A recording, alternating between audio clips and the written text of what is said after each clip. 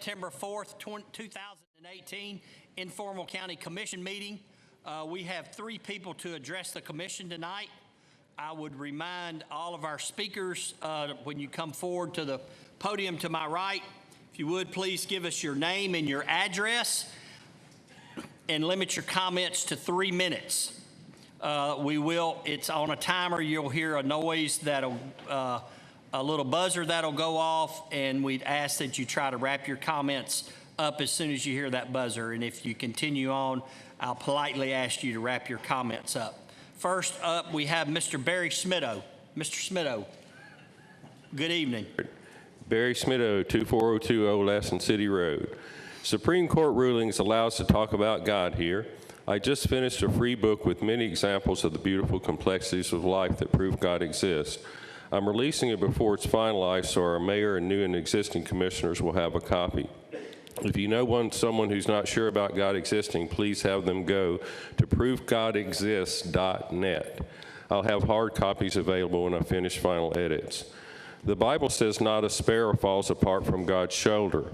I compile quotes from separate animal shelter officials that prove a pattern of heartbreaking overcapacity shelters all over the U.S. with 1.5 million euthanized every year. Ms. Gentry's going to email the commissioners a copy of the 32 pages, and you can see it at savemillions.wordpress.com. Many rescuers have done everything possible for many years, but there's still so much suffering and death.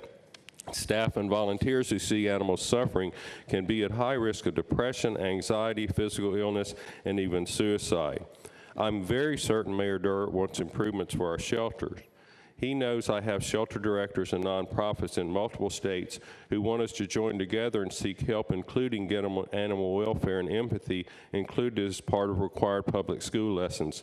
In April, he told me he'd do anything he can to help.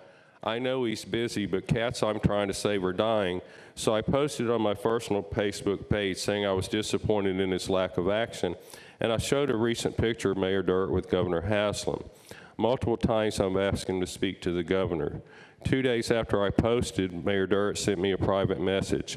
His thought process is very important since so many lives are at stake, and I want our commissioners to see his response. And the response of an animal welfare expert who disagrees with him. I've given y'all a copy. Part of what he said was, quote, "We can't fix something that's been going on for years and years." Representative Joe Pitts wrote Facebook comments supporting my efforts, including, quote, "We need a comprehensive plan to address these issues. Barry, you're on the right track with this post." Christian County's AC director wrote, "It's absolutely heartbreaking." I have similar quotes from many shelters and officials and nonprofits. During the American Revolution and the Civil Rights Movement, local groups came together nationally and achieved their goals.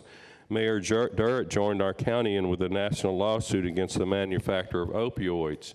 I have many quotes from many ladies in Montgomery County who cry often because of the suffering of animals they help, and I cry too. Mayor Durrett wants to see improvements, and animal control is doing everything they can to help, but we still had 150 euthanized in July. Words cannot express how wrong it will be for us to fail to join together nationally. This will not hurt our local efforts. I'm here to pass this up the ladder to you commissioners, and I hope you'll form coalitions regarding this and other issues and continuously use the power of your position to speak for all citizens and seek action from our state and national representatives.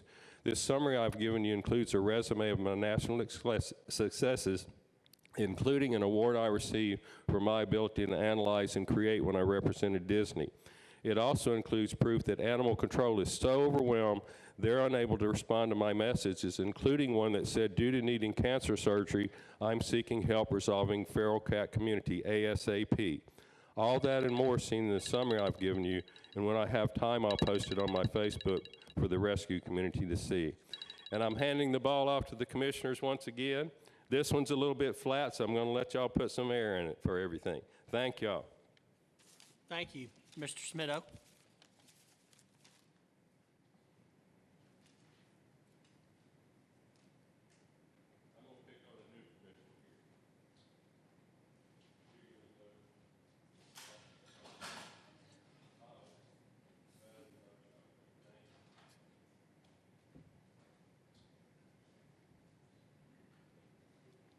Before I call on our next speaker, I know there's been some confusion that we have a zoning case tonight that our office has received a lot of calls about. Commissioners, I know some of you all have received calls about. Our county commission operating policy allows for anyone, as Mr. Smitto has just done, to address our county commission prior to our meeting. We have a policy that requires you to submit a request to our office. It has to be in advance of this meeting. I believe it's 72 hours in advance of our regularly scheduled meeting.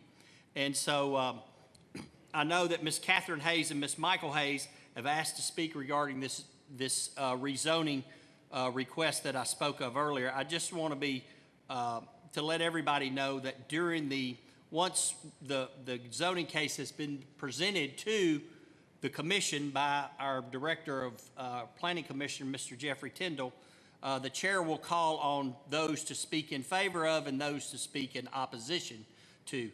Typically, we reserve those comments to 3 for each side. So I think everybody's maybe got that message. If somebody doesn't and somebody wants to speak to a matter that has not been spoken to, we will allow for maybe 4 from each side. But if somebody starts talking about a pothole, and we hear that through one speaker, and then the last speaker starts talking about that pothole again, I'll be polite and cut you off and ask you to discuss something that has not been discussed. So with that being said, Ms. Catherine Hayes, you have requested to speak to the commission. If you would, please come forward.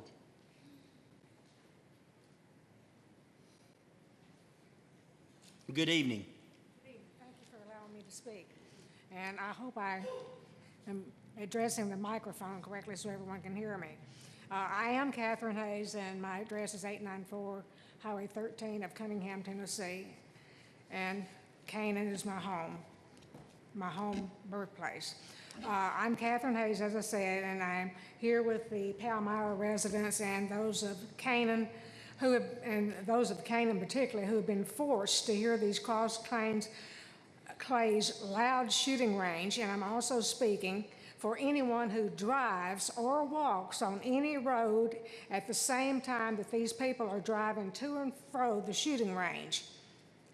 Had proper procedure been followed in the very beginning, we wouldn't even be here tonight begging each of you to vote no to this commercial rezoning request by Cross Creek Clay's loud shooting range, because of all those horrible yesterdays and their desire to make our tomorrows even worse, with a desire for more traffic, more people, more noise, more trash on our roads and properties, more trespassing, more blocking driveways and mailboxes, and more trouble for longer hours. And for longer hours, I'm quoting those 3 words from Bob Harrison exactly. He used those 3 words, for longer hours. That's what they want.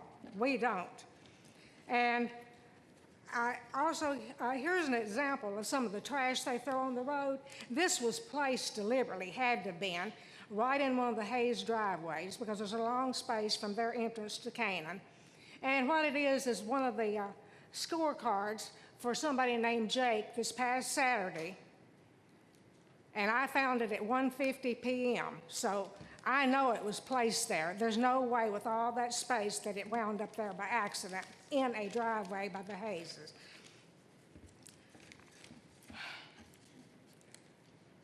And there's trash from their entrance all the way to Canaan on both sides of the road.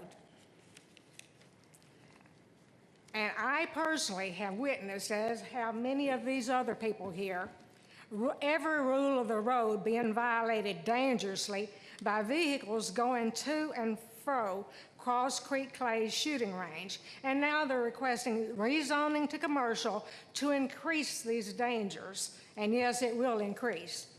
Cross Creek Clay's general manager, Bob Harrison, at the Planning Commission meeting, stated discrepancy after discrepancy, and he couldn't even answer the questions. Yet their votes passed for now your votes to be voted upon. Our lives and future lives are at stake. War veterans, disabled veterans, handicapped children, old and young, family pets, animals, birds, all are disturbed by this loud, repetitive, nonstop shooting, and we don't want it increased by more people at an event center right there at us. And besides that, who in their right mind would put a shooting range behind a church and a cemetery for loud shooting and during even church services or a funeral, and then they want to expand it? Yeah, who in their right mind would do that? All of us have lost peace, calm, and tranquility, and we don't want more of them for longer hours, and that's quoting Bob Harrison's words again, for longer hours. No money has been generated for Canaan. They have generated only destruction for Canaan. Please, please do not approve this rezoning to commercial for Cross Creek Clays. Please vote no, no, no. More people means more trouble, simply. And it means disputes with guns available. And plus, it'll wind up with alcohol, drugs, wrecks, violence, and rapes. And if you approve this rezoning to commercial, that's what will happen. Please don't do it. Thank you kindly. Thank you, Ms. Hayes. Yes, sir.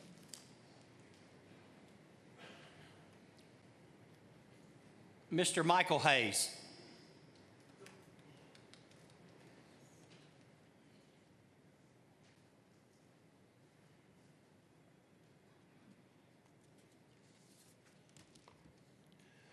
Good evening, ladies and gentlemen. My name is Michael Hayes. I live at 3950 Jarman Hollow Road in Palmyra. I'm a resident landowner within Palmyra. I'm a veteran senior NCO with 24 years of active duty service, and I just retired 2 years ago back to my family farm. I have been asked to speak before this body as the representative of the families and property owners of Palmyra. We who live in Palmyra community, especially the landowners adjacent to the range, feel as if our rights as citizens and landowners have been violated and ignored by our local government. We feel that we are without voice or representation against the many intrusions into our daily lives by Cross Creek Clays. We feel that it was forced down our throats. We feel that Cross Creek Clays has zero regard for the community or for the families who make their homes there. Let me assure this body that the majority of citizens in Palmyra stand against Cross Creek Clays. These are my friends and neighbors who live in Palmyra who stand against Cross Creek Clays and this proposed agricultural commercial rezoning. Sorry, I lost my spot. Our reasons are many for opposing the rezoning, but foremost is the certainty that this request is just one more step by Mr. Calabrese, the owner of the property, and Mr. Bob Harrison, the general manager, to further degrade our quality of life and to infringe upon our property rights. If this event center is allowed to open, it will further increase the traffic volume on Jarman Hollow Road. It is a small, dangerous county lane that winds its way to Cross Creek Clays. The speed limit is not obeyed by hardly anyone. Now you add to it the possibility of the consumption of alcohol. Add this to the equation. Will alcohol be available at the events being hosted by Cross Creek Clays? We have yet to receive a definitive answer to this question. But Mr. Bob Harrison assured the First Canaan Baptist Church that alcohol would never be available at Cross Creek Clays, as guns and alcohol do not mix. Cross Creek Clays has since diversified and created a separate LLC for the event center. In our eyes, this is yet another violation by Mr. Harrison's good word and is the continued circumvention and exploitation of loopholes and weak or non-existent regulations within Montgomery County's building and codes. From the stroke of 7 a.m. till after dark, we are already subjected to the resounding boom and echo from the range. Now they want to intrude upon our nights as well. What is next? Where will the future take us if this rezoning is approved? Why are we now hearing rumors of a possible winery at Cross Creek Clays? Our confidence in our local government has been shaken to its foundations. It is incredulous that these events have been allowed to transpire. We want to know where our rights begin and Mr. Calabrase's, the property and landowners, end. I plead with this body to perform its due diligence. I beg of you to thoroughly investigate the request to rezone. Look beyond the paper and see the people within the Palmyra community. Please hear our pleas for help and relief. We, the people of Palmyra, stand against this rezoning. I thank you very much, ladies and gentlemen, for your time and for hearing me speak. Thank you, Mr. Hayes. We will now call our meeting to order. I have a proclamation that I need to go to the podium and read.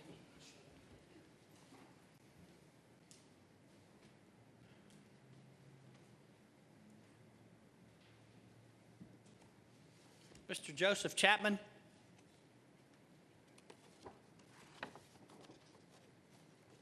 How are you, sir? Good evening.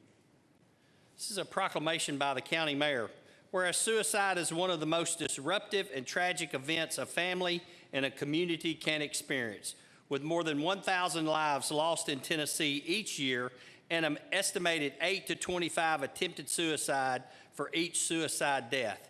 And whereas suicide is the 10th leading cause of all deaths in Tennessee and the second leading cause of death among people from ages 10 to 24. Whereas 3 lives a day are lost to suicide in Tennessee, which means we lose 21 Tennesseans each week and 84 per month. And whereas Tennessee veterans, active duty military personnel, and National Guardsmen face a disproportionate risk as compared to the general population of Tennessee, with more dying from suicide than combat. And whereas public awareness of this tragic problem is the key to preventing further suffering and loss of life, and the risk for suicide can be reduced through awareness, education, and treatment, as the highest risk for suicide is among the survivors of those who died by suicide and those who have attempted suicide. Whereas suicide prevention has been declared a statewide priority by the governor, and Tennessee declares suicide prevention as a state priority, and the legislature, in partnership with TSPN, implements the Tennessee strategies for suicide prevention based on the national strategy for suicide prevention. And whereas Tennessee is a national leader in the effort to prevent suicide, being one of the first states to develop a suicide prevention and evaluation plan covering the lifespan. And whereas the governor of Tennessee has appointed a suicide prevention network advisory council to coordinate the implementation of the Tennessee strategy for suicide prevention. And whereas the Tennessee Suicide Prevention Network is a grassroots collaboration of Tennesseans and organizations working to eliminate the stigma of suicide, educate the community about the warning signs of suicide, and ultimately reduce the rate of suicide in our state. Whereas the Tennessee State Prevention Network is also committed to excellence in suicide prevention, intervention, and postvention. Now, therefore, I, Jim Durrett, Mayor of Montgomery County, Tennessee, do hereby proclaim September 2018 as Suicide Prevention Awareness Month in Montgomery County, Tennessee, and urge all citizens to work to prevent suicide and to raise awareness and tolerance around all people affected by this tragedy. Mr. Chapman, thank you for all y'all do. Thank you.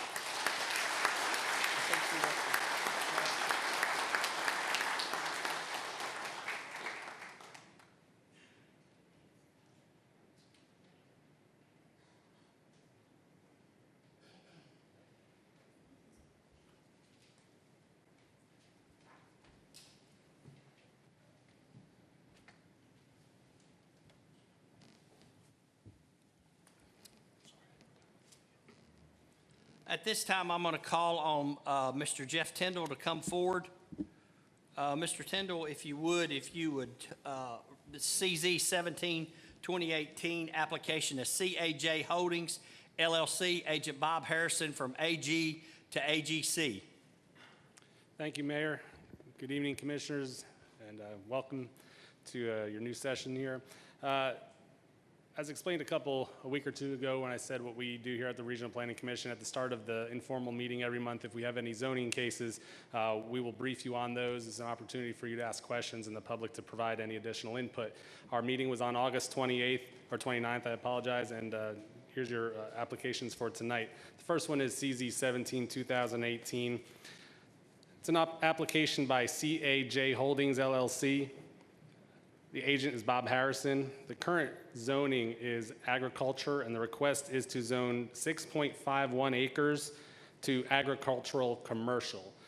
The parent tract is 41.5 acres, and CAJ Holdings also owns an additional 160 acres surrounding that. You've already heard from two of the residents in the area.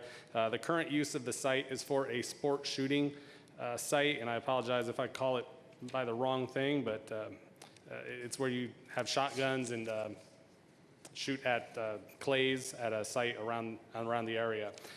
The request for the rezoning, that site already is legally operating per two Board of Zoning Appeal meetings that they had earlier this year and the year prior. The agricultural commercial rezoning request is to rezone a small portion of the property, like I said, 6.51 acres, to allow for an event hall on the property. I'll show you some pictures from the area for those of you who maybe not got out to this corner of the county. It's a wooded tract with the range, varying topography. It has a parking lot and other ancillary structures for the shotgun range existing. It's at the end of Jarman Hollow Road, south of Palmyra. As you enter the site, there's a parking lot. That's a maintenance building in the back there. All these pictures you see at the front end are part of this 6.5 acres proposed to rezone. That's the main building as you enter on the left. There's where you register in there and some meeting rooms, restrooms and stuff like that. And that's the back of that same building. Out the back they have some tables. They have I'll call it a bar, but there is no food or alcohol served on this site.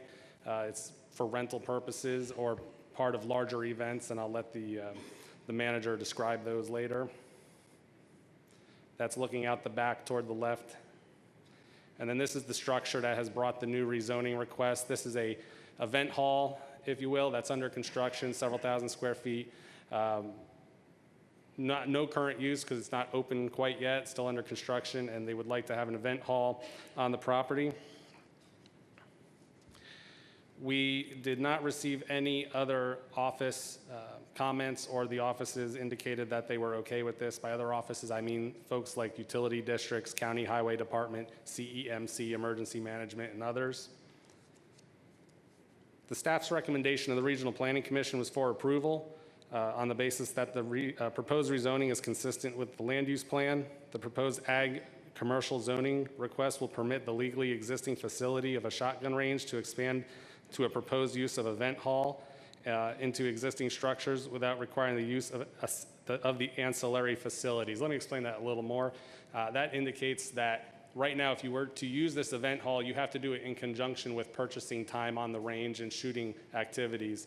By rezoning this property to ag commercial, it allows you to use this event hall for any assembly purpose, whether that be a wedding, a party, a birthday party, a reunion, or even a church or a Cub Scout pack meeting, without having to go out and fire shotguns on the hour or as with the use of your renting of that hall.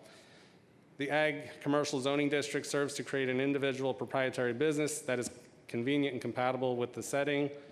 Adequate infrastructure does serve the site. There were no adverse environmental issues identified at this time. There is slight increase in night light and traffic involved with this. I'll just show you a few other sites of the pictures of the site out there. This is what the primary use of the site is currently with the range. There's dozens of stations around there. You can see what they are. These signs are posted all along Jarman Hollow Road and, in fact, around the property, even when it's not on a road, every 50 feet to 100 feet that says that there's a range beyond there. That's the entry to your right, looking up Jarman Hollow Road to the north. and that's looking a little further to the north there, but further down Jarman Hollow Road near the dead end area. This is one of the homes you see as you approach the site. We're now headed south on Jarman Hollow Road. One of the first homes you see on the right there. I will say the range is directly across the street on the left. This is another one of the homes in the area with the range across the street. I'll entertain any questions at this time. Any questions of Mr. Tyndall? Commissioner Gannon. Thank you, Mayor. Let me get this straight, Mr. Tyndall. It's already approved for the shooting range, for the clay target range, correct? Yes, Commissioner. And it's already, if you're going to use the shooting range, you can use the event center, You can use the event center you're if you're using shooting. the range, correct? correct, after your event or after your shooting or whatever. So the only thing we're approving here is whether they can use the event center for Cub Scout meetings or I'll say weddings, standalone events. standalone events. Thank you. Commissioner Harper. Thank you, Mayor. Jeff, what are the current hours for the shooting range? I'd have to defer to the applicant who is here to speak on its behalf after me. So I don't know off the hand what those hours are. I apologize. Okay, and I'll ask him when we get to that point. Okay. Help me understand as far as within the, if I decide to buy 30 acres of property that's zoned agricultural, would I then be able to set up a range on that property? Yes. I'm not going to call him up, but Rod Streeter from the County Codes Department is here. A range is a use permitted upon review with the County Board of Zoning Appeals, which is a sub-board that the Codes Office administers. That means you have to meet certain minimum requirements. Of one is a minimum amount of acreage, and I'm not sure what it would be for this use. That's a question for Rod. But you have to have, there's about 12 different conditions in the zoning code that you have to meet to have this kind of use. So just because you have several dozen acres in the agricultural area does not mean you automatically can have a range. You have to go to the BZA, have a public hearing, which they've had 2 at this point. They came in one time for one range, and then they came back for an expansion several months ago, and both of those got approved at the County Board of Zoning Appeals. Okay, thanks. Commissioner Woodruff. Thank you, Mayor. What I'd like to know, what is the distance from that facility and emergency vehicles such as EMS, fire? What is the distance? What's the response time, you think, for that? If a gun went off and somebody got shot, how long would it take EMS to get there? And what is the closest one to that facility? I think Chief Edwards is here. I think the closest one would be, where? Chief, do you want to come up and address that? I know the name of the school. I can't. It's off of 149. South Ushery Road? South Ushery Road? Correct. South Ushery Road. Okay. Do you know, Chief, South do you know Ushery Road. the approximate response time from that station Is to it on the map this here? site? Here's Jarman Hollow off of Highway 149. Is it even on this map? I hate to put you on the spot. No. If you need to check and email the commission that information, that'll be fine. I'd prefer to do that to make sure it was an accurate response. We will email all the commissioners. I'll have Mr. Chief Edwards to do that. That'd be fine. Do you have any other questions, Mr. Woodruff? No, sir. Commissioner Riccone? I have a question and then I guess a statement. First, I'd like to ask everybody who's supporting this to stand up since we saw everybody who was against it. Thank you. And my next question, and I'm tracking Commissioner Gannon, making sure I'm right. The use permitted If you right- would, please hold your comments unless you're called upon. The shooting and activity that's going on today is perfectly legal and is zoned properly, right? It's zoned agricultural, and it has a use permitted upon review, which it received 2 approvals through the Board of Zoning Appeals. And if this rezoning passes, there's nothing inherent in that will increase the shooting, and if anything, it could possibly decrease the shooting. You're correct in saying that. Thank you. Commissioner Smith. Mr. Tindall, you said that there was 100 acres surrounding this. Is that as a buffer zone, or are there stations on that 100 acres that the owner owns? Yeah, the property, it's difficult to tell on this map since it's all green, but CAJ Holdings has the larger parent tract that kind of finishes out that triangle off Ellis Lane, and they also own some property across Ellis Lane as well. So there's a lot of large properties out there. What's the closest shooting range to a property line? Yeah, code would say it's 50 feet is required between the At- property line and the at this shooting particular station. site, there's one And that's within the 50 back of feet? the shooting station. Mr. Streeter, off the top of your head, do you know what the requirements are, distance from? Would you mind coming up and addressing that, please, sir? For our new commissioners, this is Mr. Rod Streeter. He is our director of our Montgomery County Building and Codes Department. Good evening, Commissioners. 50 feet to the property line, each shooting station, that's a minimum. To the property To line? the property line, yes, as required by the site plan. And you've done a site review and Yes. made sure that all of them? Yes, sir. Okay. And Mr. Tindall, am I correct in saying that that's not even an issue here? We're here for the event center side of it, correct? Correct. Shooting ranges in the county, if you're on an existingly ag property, which is what Commissioner Harper was alluding to, it's a zoning under conditions. So you have to meet these other conditions on your property, such as size, topography, and there's some other requirements, one of which Rod just mentioned of the 50 feet to the rear of stand. You could ask for that use at the Board of Zoning Appeals and go through the proper legal channels to do that. They have done that to date. Regardless of whether this zoning passes or not, the shooting will continue out there. That's not necessarily what this zoning request is for. Okay. I got some other questions for Mr. Harrison, though, when he comes up. Okay. Commissioner Knight. Well, I heard that you're going to be rezoning for the purpose of an event center, yes? Yes, that was the applicant's intent. Okay. I just want to know, because I'm just curious, is it going to be used for anything else besides an event center? We just take the zoning application, the applicants here that you can probably ask that question to. Okay. Any other, Ms. Pritchard? Yes, my question is that, are there any other event centers in Palmyra that are in use right now, to anybody's knowledge? I would, the old schoolhouse could be considered an event center. Some It's a churches. community center, yes, ma'am. Okay, and Union School? The My other softball and question- baseball fields have an event center. my other question is, would there be licensing for alcohol? I do not know that. That would be a question Mr. Harrison, I believe, could answer. Thank If it's in the unincorporated area, the only alcoholic beverage that they could potentially get would be beer, and they would have to go through the beer board. But for alcoholic drinks, mixed drinks, that's prohibited in the unincorporated area of Montgomery County. Thank you. Mr. Streeter, if you wouldn't mind emailing the commissioners, I know this has been before the Board of Zoning Appeals. Mr. Tindall said that.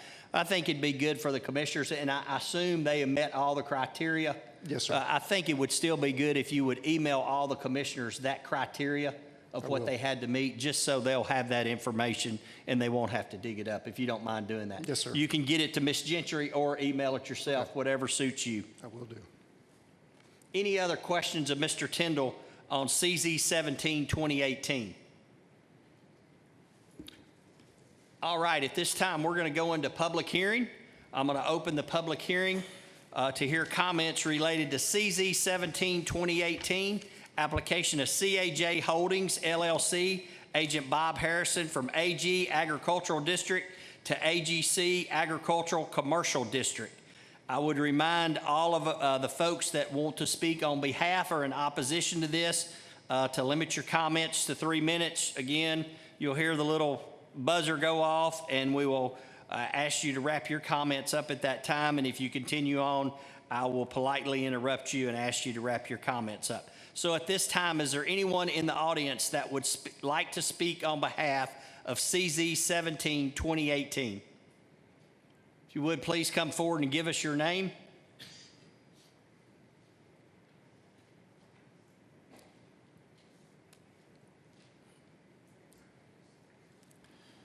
Thank you, Mayor, Commissioners. My name is Stanley Ross. I'm here on behalf of the applicant, CAG Holdings, and Bob Harrison is their general manager, and he's probably going to be speaking to you here in a couple of minutes. But I just wanted to kind of address a couple of issues with you. And this is here, like Mr. Tyndall explained, on the applicant's request to change 6.5 acres of this tract to ag commercial.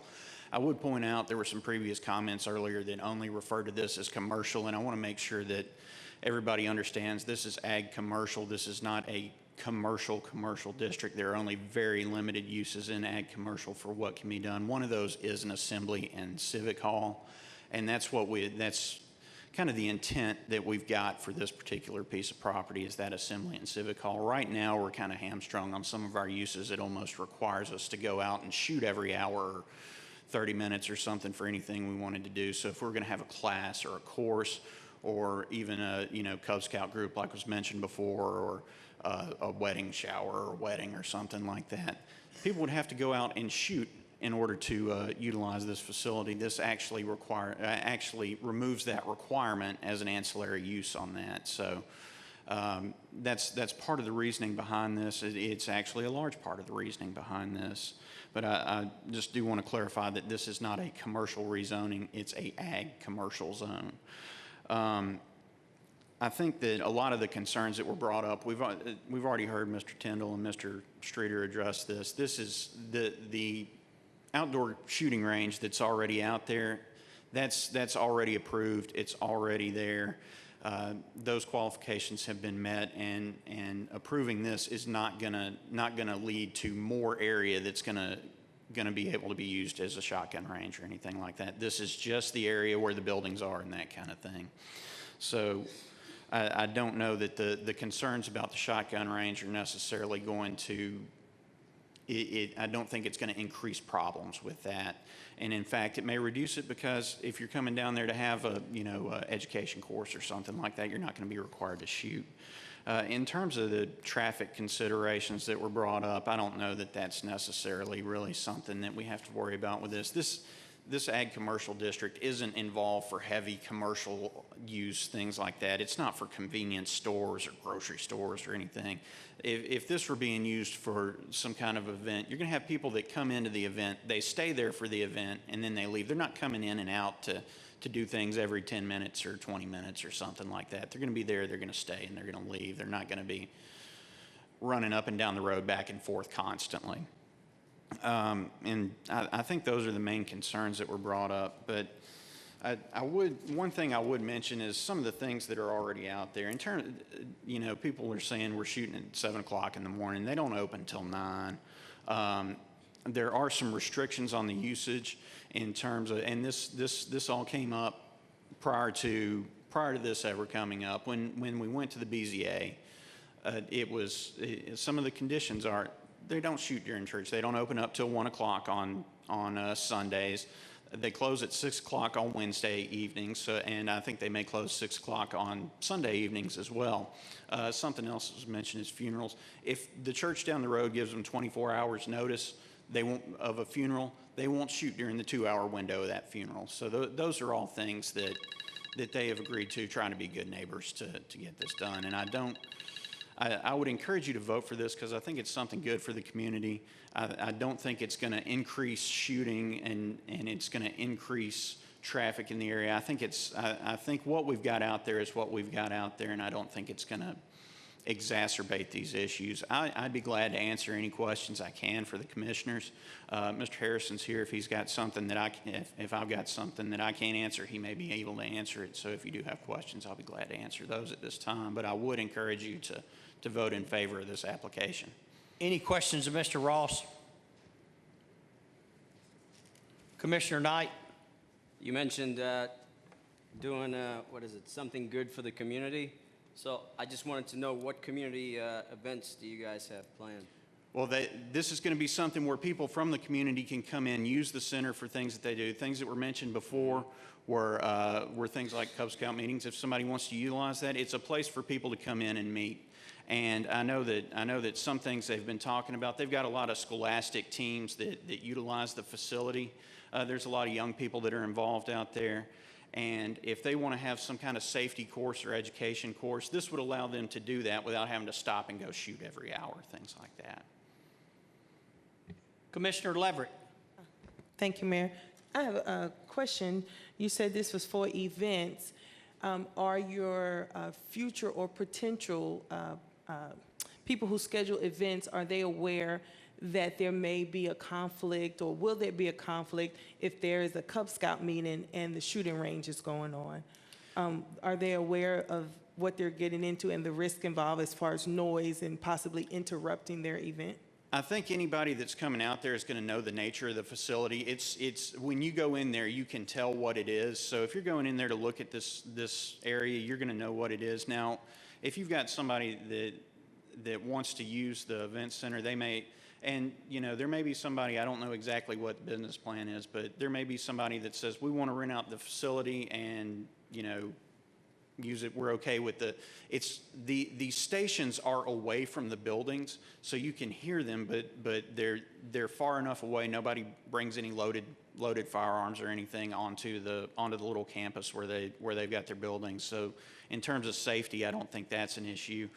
And the stations are all away from the buildings where you may be able to hear them, but they're not necessarily. I went in there this weekend. I'd encourage any of you that want to go check it out over the next week. It's a very nice facility, and the range is not necessarily a detriment to somebody having a class or anything like that in there. Now, if there's a wedding or something, they might do an agreement to shut down the whole course or something like that for the day. I don't know what the entire business model is on that. But. Okay, thank you. Commissioner Albert. Thank you, Mayor. How many people will the building hold? I don't know the answer to that. I'd have to defer to Mr. Harrison on that. Can you ask him? Mr. Harrison, do you know how many people are?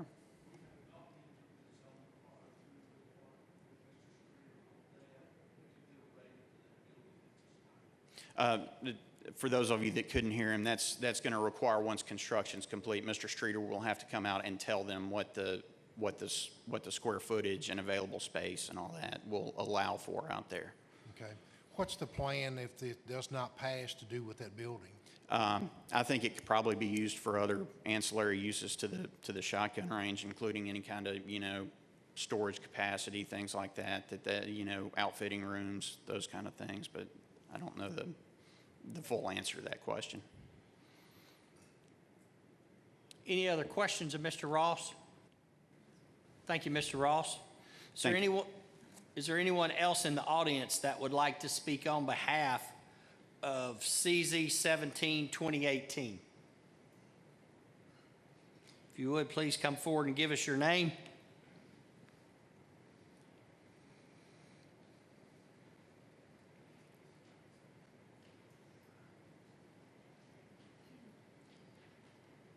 Hello, my name is Bob Harrison. I'm the general manager of Cross Creek Clays. I'd like to thank you, Mr. Mayor and commissioners, for this opportunity to speak here on behalf of Cross Creek Clays and its members and the guests that utilize this wonderful facility.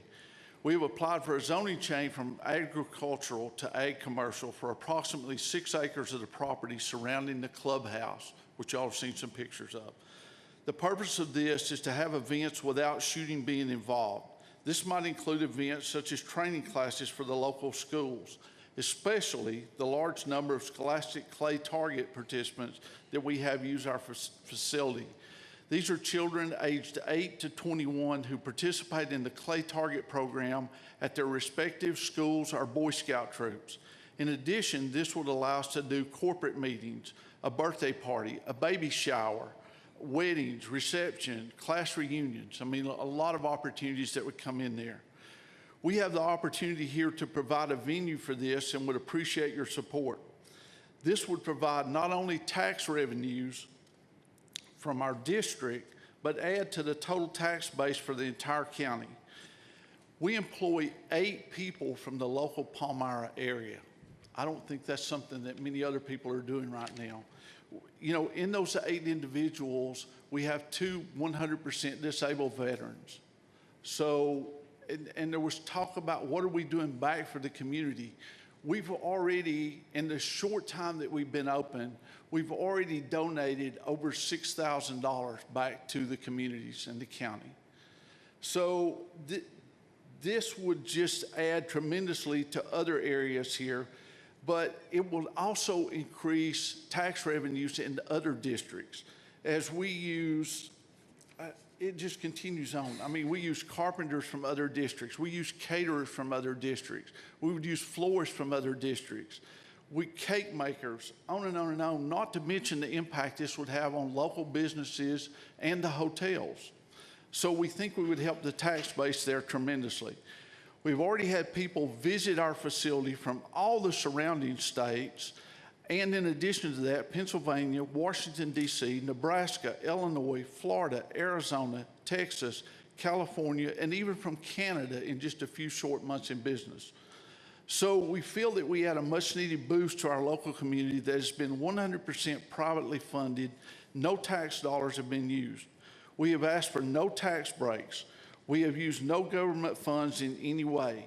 We've invested a little over $4 million in this facility, and we would love to have your support to continue to do this.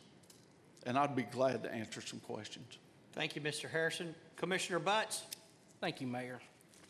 Mr. Bob? Yes, sir. You have sat down and talked with the church. Yes. And you have made a verbal agreement with them?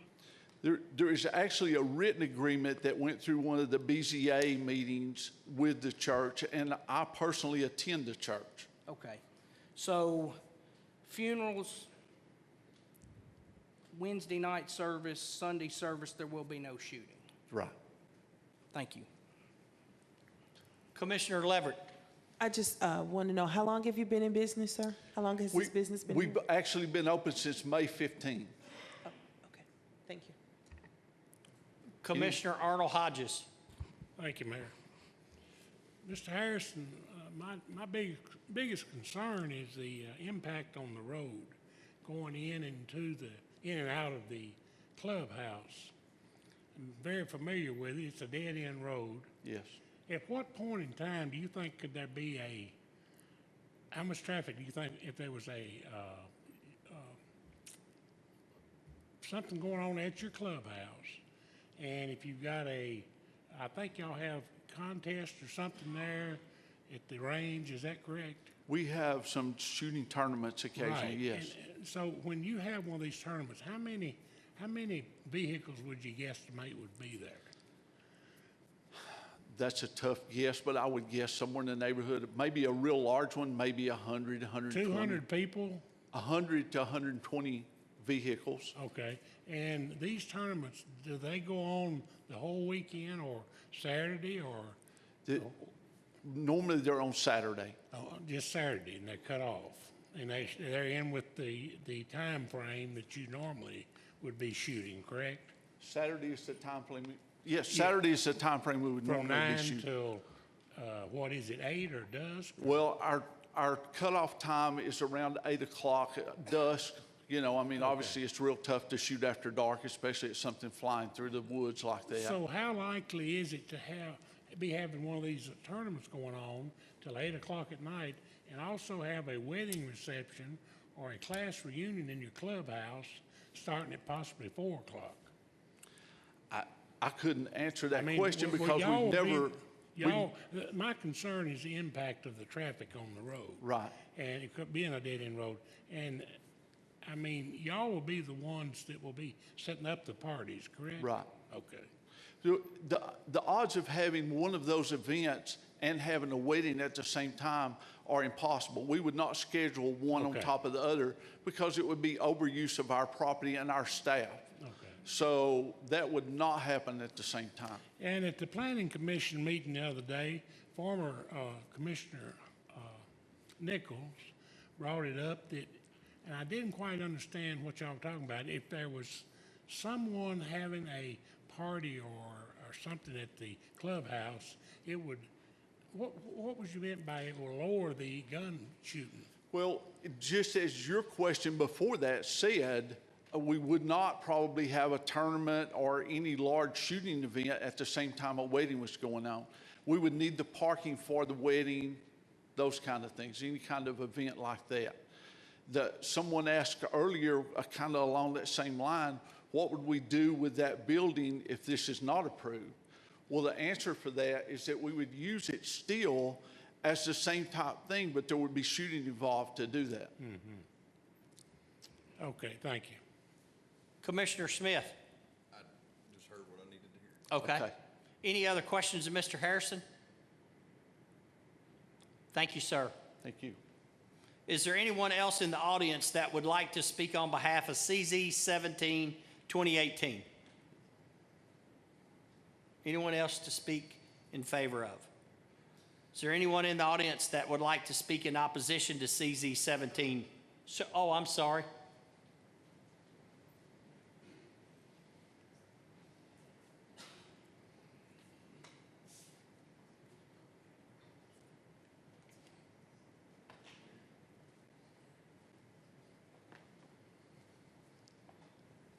My name is Lynn Rye, and my family has a farm which is just south of where this piece of property is.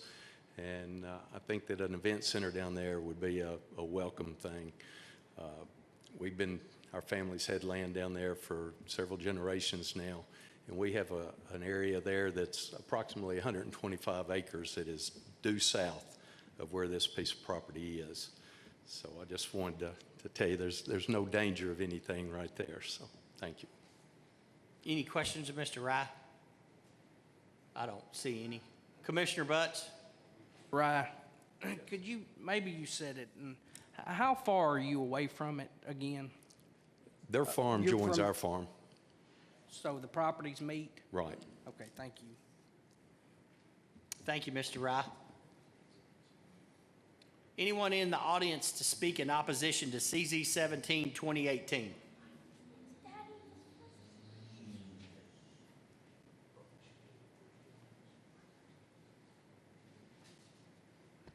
I'm nervous and my voice will shake. I'm Patsy Phillips, Patricia Phillips. I live at 780 Ursher Road South. It takes about 10 miles to get to the shooting range. I'm a lifetime member of First Canaan Baptist Church.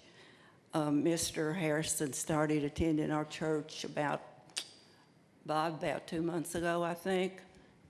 And up to that time, we had not seen him at our church. And we just pray he'll continue to come, and he'll pray about the decisions that he makes that affects our church and our cemetery. I find it interesting that when you were showing the pictures of the shooting range, that you never showed one of the cemetery that's close by, nor our little church. And we, because of the shooting that was going on there, we did go to the zoning committee. We did ask for certain hours, and we appreciate so much what they did in honoring our service times on Sunday morning. At 1 o'clock, they finished shooting. However, when we leave church, we meet all of these vehicles coming up Jarman Hollow Road, which is a curvy road. And during our services, we hear them going by on their way down. And then they also honor our 24-hour notice if we're having a funeral or a burial. But they did not agree to close down for 2 hours. They agreed to close down for 1 hour. And usually we just have a burial there, so that would be plenty of time. We appreciate that.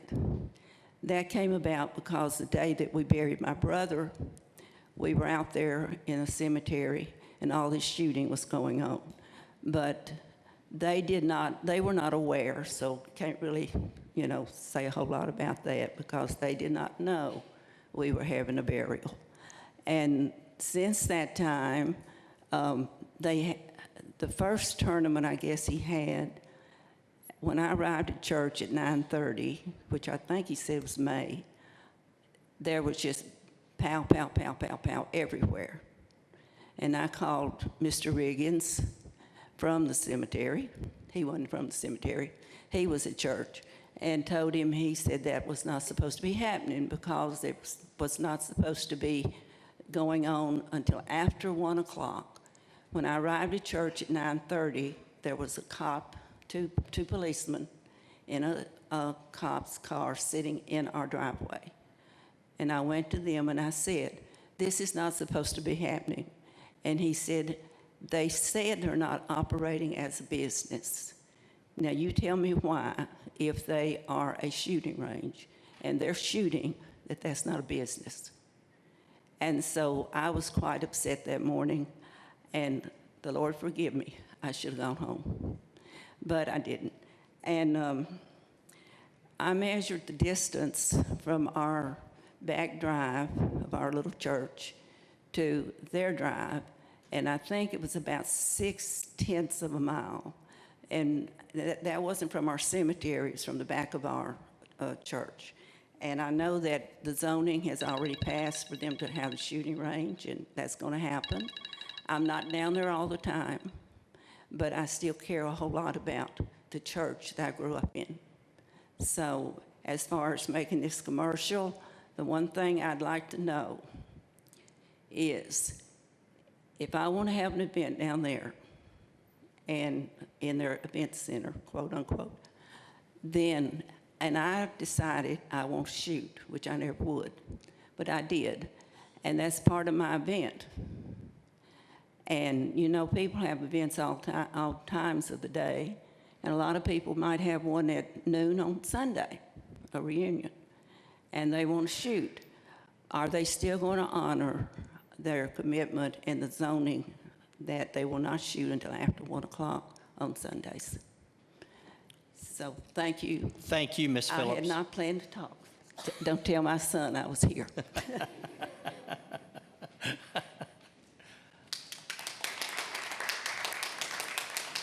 Is there anyone else in the audience to speak in opposition to CZ 17, 2018? Sir, you've spoke. There's a gentleman behind you that's asked to speak.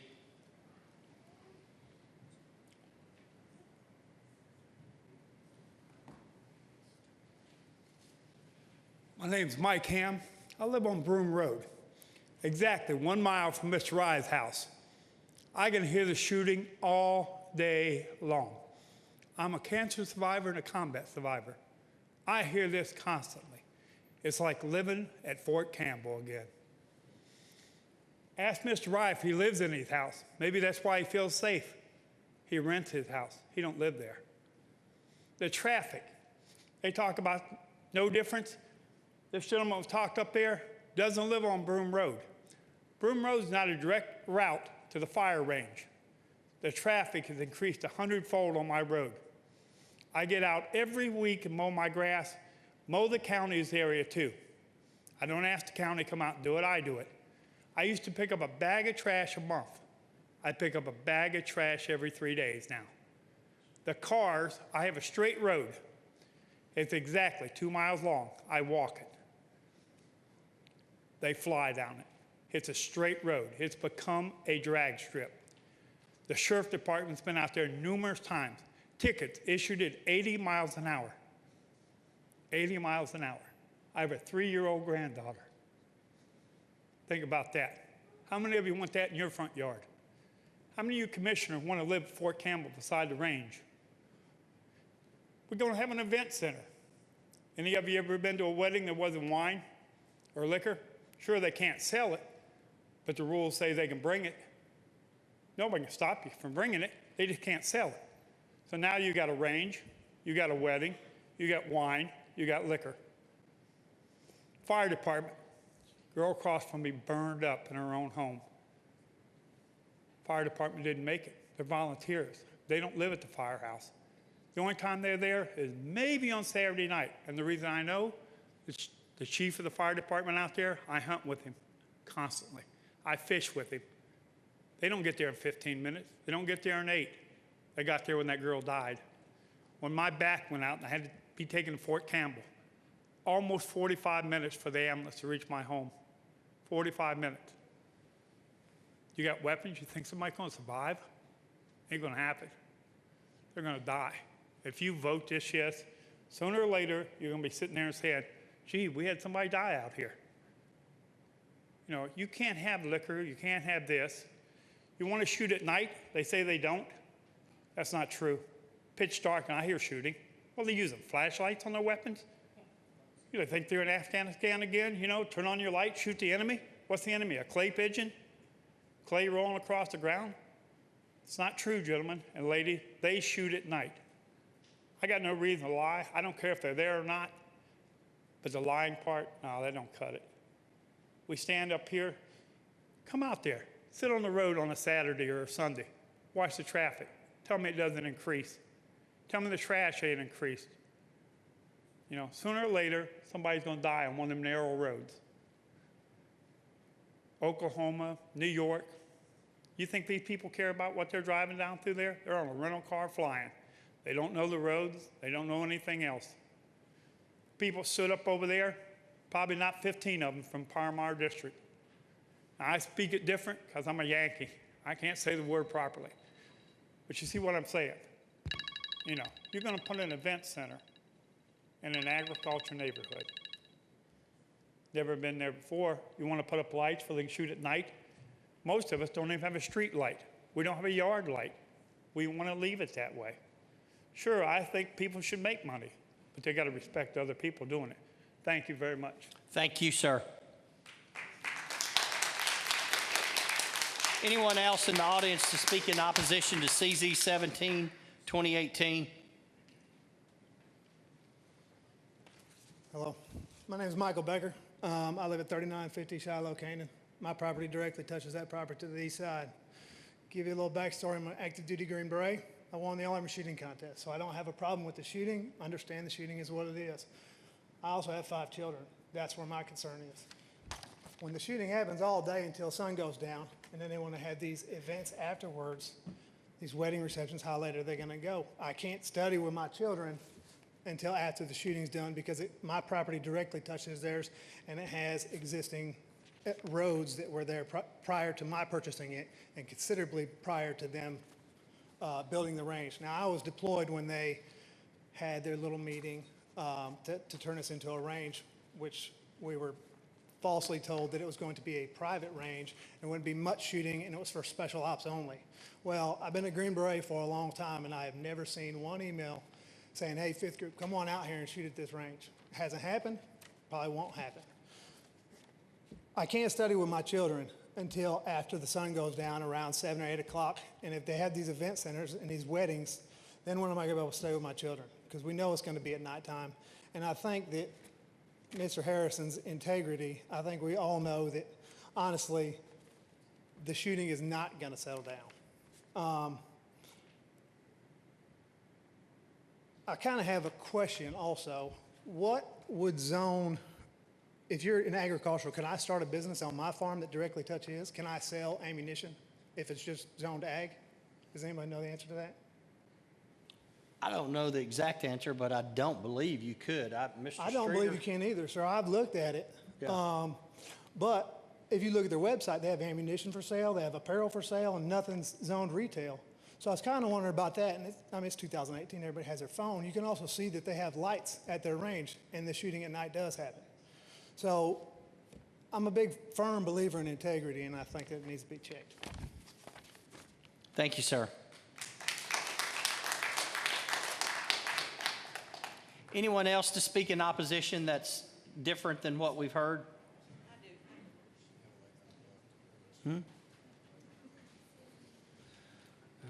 Okay, I'm not a real good speaker. I'm just a guy that shoots it straight. My name is William Hogue. I'm a Marine Corps veteran and Desert Shield, Desert Storm. And I want to see a show of hands that anybody in here would like to see a motocross track come beside their property. Come on. That's kind of what I thought. We can't nobody function in the stories that you're getting about the shooting. It starts at 7 o'clock in the morning. Okay, you want to talk about the zoning? Good, that's what we're here for. I don't understand, where's the building codes guy at? He gone? He's still here. Can I build a building, can I build a house in Montgomery County get it built, and then ask for permission to build it, what would happen to me? If I built a house in Montgomery County and got it done, really? Then how can they rezone something and then ask for permission to rezone it after the building's 90-something%? I don't think we're going to get into this debate back and forth. You're certainly welcome to speak your opposition, but I'm not going to allow you and Mr. Streeter to get up there and have a conversation back and forth. Okay, then what about if you have some questions, I can assure you we can answer your questions. How many commissioners here or people that are for it would want me to build a motocross track right beside your property within 15, 20, 30 feet of your home, and then call it an event center when I build a big old building? Anybody would want a motocross track, racetrack, go-kart track. That's already happened out there, and he shut them down.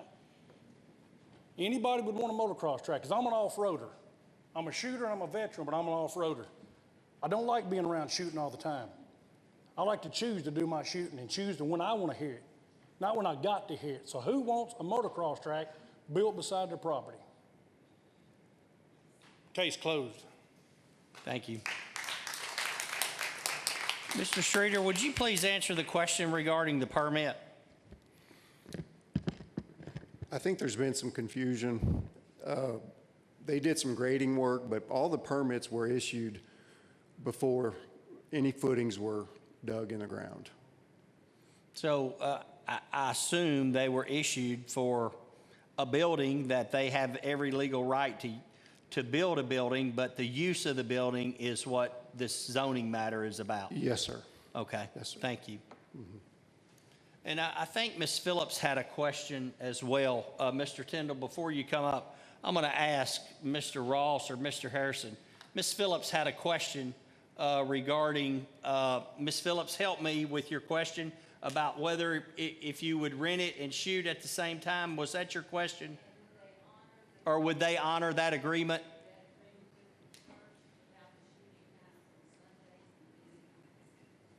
So, if you would, please come to the microphone, Mr. Ross.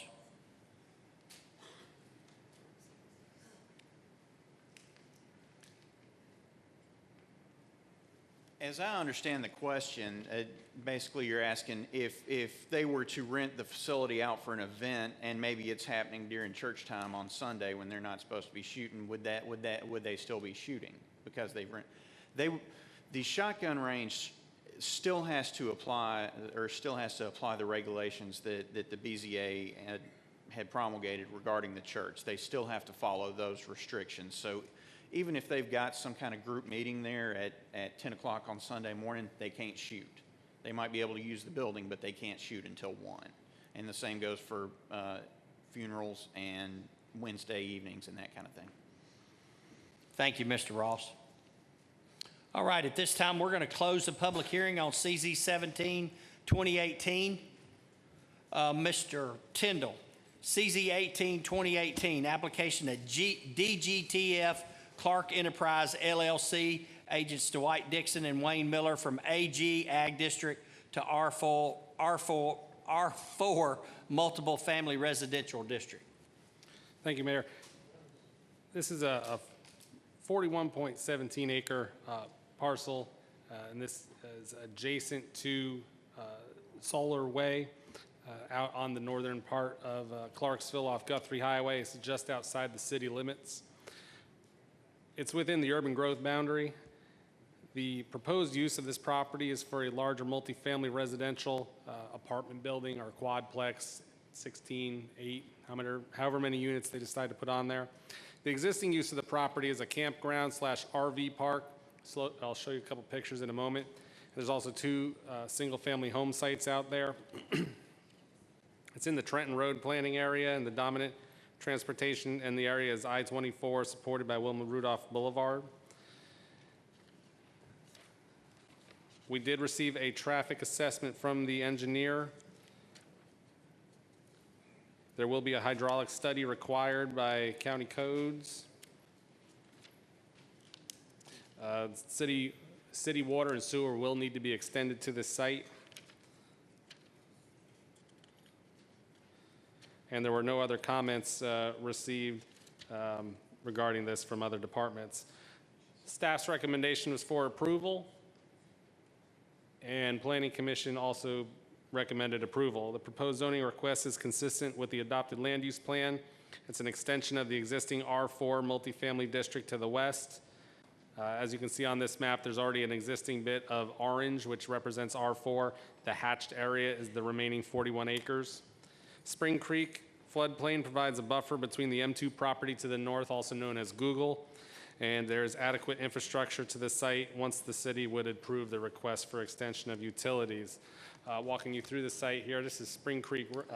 Mr. Tyndall? Yes, sir. Would you just pause for just a moment? And I think some people probably want to leave after that last case, and we'll allow those folks to leave so we won't be disrupted.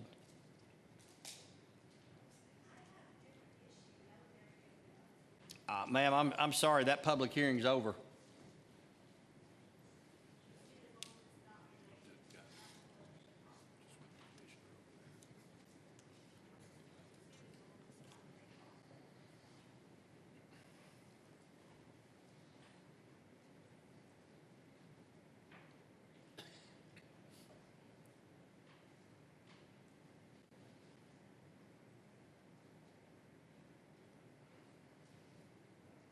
Okay, Mr. Tyndall. This is a shot of Spring Creek Village Road, which is the intersection just prior to Solar Way, the area that's being improved off of Guthrie Highway. Looking back towards Guthrie Highway, the site is to our back here.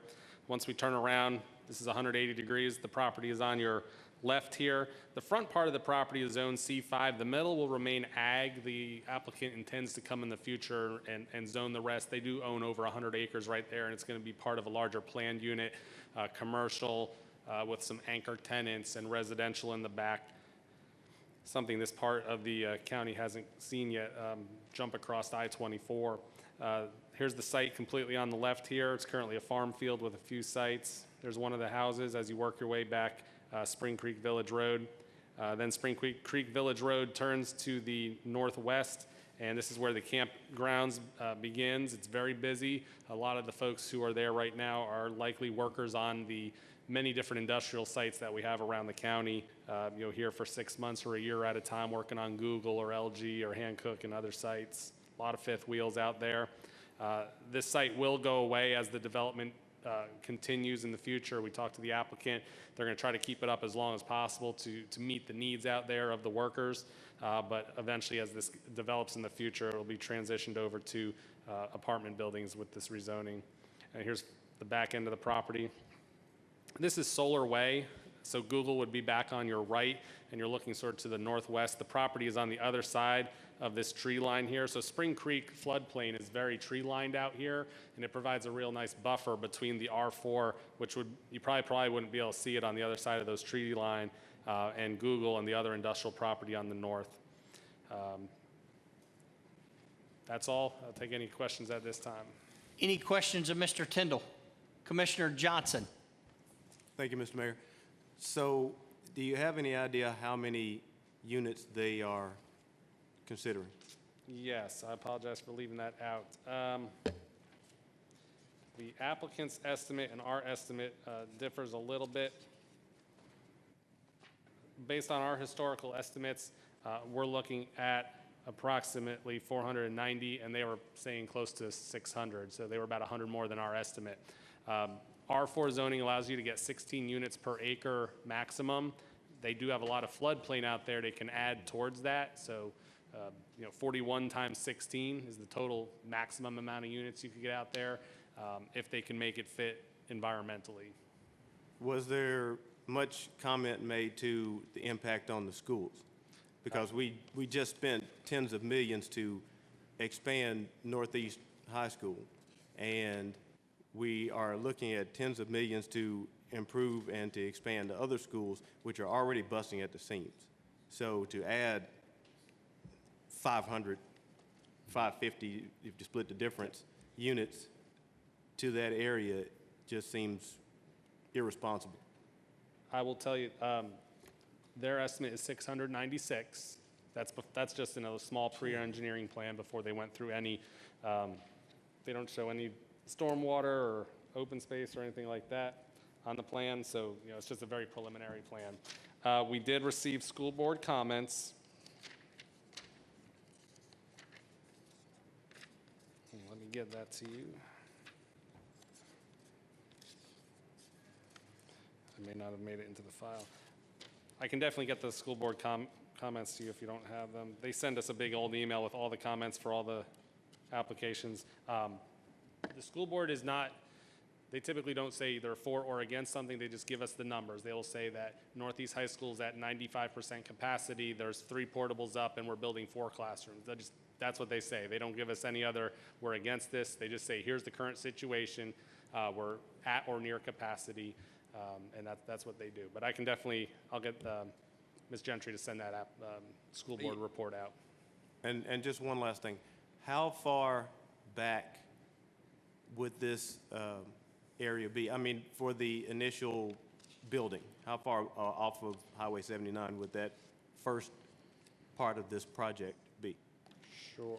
You mean the distance between Guthrie Highway and the first residential building?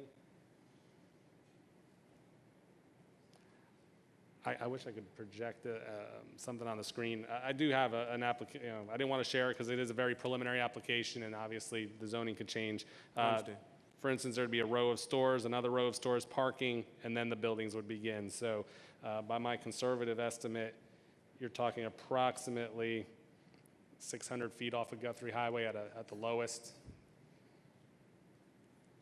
Thank you. Commissioner Bryant. I was reading the notes on the school system. It shows that they're already 90% over capacity. And with 696 units, they could bring in a lot of people and children. And my other concern is the Spring Creek Road out there. Is it going to be widened or? It's going to be. It is a county road. Correct. It will be vacated. They're going to tear out the back portion, which is that little leg up in there. They'll probably leave the portion that runs north to south, but there'll be multiple new entrances to this site. It's going to be a larger a shopping center with apartments behind it, kind of like we see further down Wilma Rudolph with shops in the front, parking, and then apartments behind it. So the actual egress will be back out toward Guthrie Highway again? That'll be the only egress points, whether it's on Spring Creek Village Road or another road that they build. Do you have any comments from the road supervisor?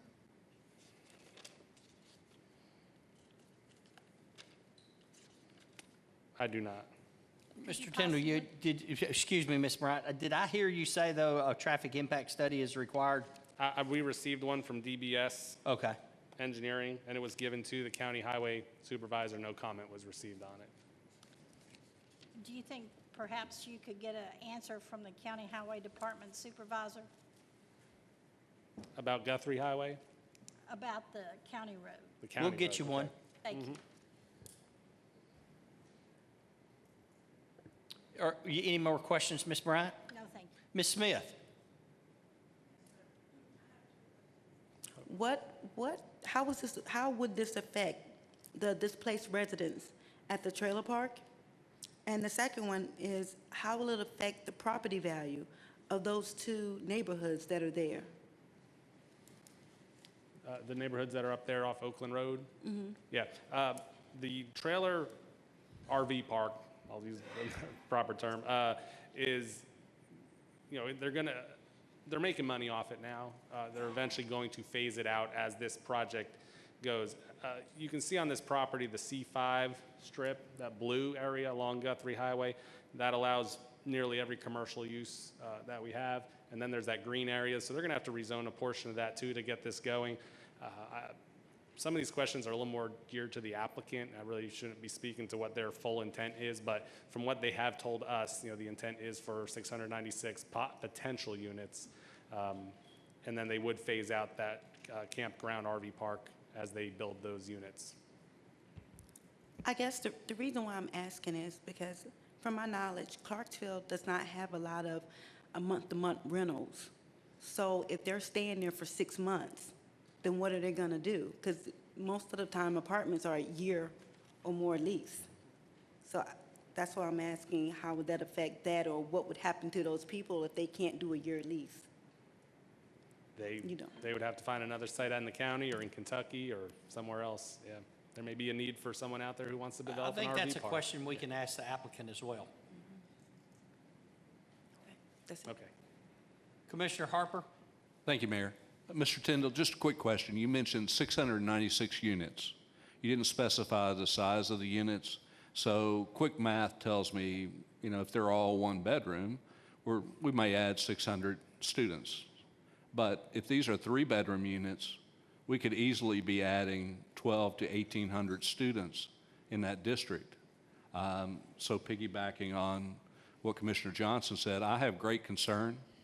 I sit on the school liaison committee, and I know where we're at as far as the construction that we've done for the school system. And we're bursting at the seams. So I have great concern about that part of it. Is there any limitation on those unit size? No, sir. The zoning code just says amount of units per acre. We are going to be working with the school board very shortly to try to figure out, so we can give you a better idea of the numbers of students that R4 versus R1C per unit. Obviously, there's a difference in the amount of students that come from one unit of R4 apartments versus a single-family detached house. And we're trying to work those numbers to give you an accurate count, that what we see in the county or in this portion of the county, this is what you can probably expect from these types of units, to give you just better information to work off of. Thank you, sir.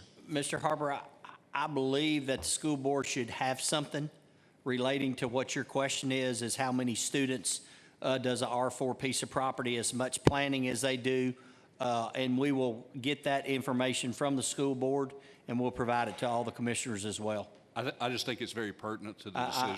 I understand your concern. Any other questions of Mr. Tyndall? All right, we're now going to go into public hearing for CZ 18-2018, application of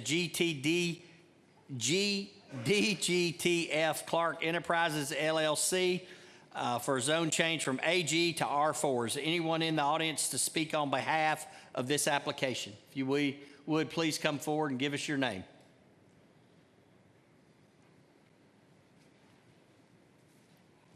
Good evening. My name is Eric Powers. My address is 3310 Aspen Grove Drive, Franklin, Tennessee. I'm here tonight representing the applicant for the rezone that we're requesting to expand our existing R4 zoning as outlined before you. We're here tonight, and I have Houston Smith with DBS with us as well, the civil engineer.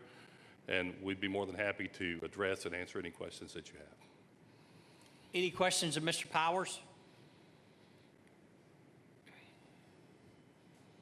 Ms. Smith, do you want to ask your question regarding the existing folks at Spring Creek Campground? Yes, sir. So the existing people there, from my understanding and from what I've experienced, Clarksville does not have any month-to-month rentals. And I guess my concern is we've also had an increase in homelessness. So I'm wondering what is going to happen to these people. Do you have a plan on where they're going to go? They're just kind of to fend for themselves. Because the gentleman before said that trailer park was kind of busy. So. Yeah, the history behind this is the existing R4 that's there right now was originally established a number of years ago to support a residential trailer park, which is allowed under that current zoning. There is, adjacent to that, they were also operating and continue to operate a campground facility that deals with day campers, weekly campers, and monthly campers that come and go in that facility. Because of its proximity there, it does attract a lot of campers that come and go that do the longer term type, reside long term there, that are also working as the construction crews in the industrial park and a number of facilities back in the industrial park. The trailer park that was originally there has now been done away with, so the trailer park, which would be more of a permanent resident type thing in that trailer park, is not part of what's going on there. I'm asking about the camping.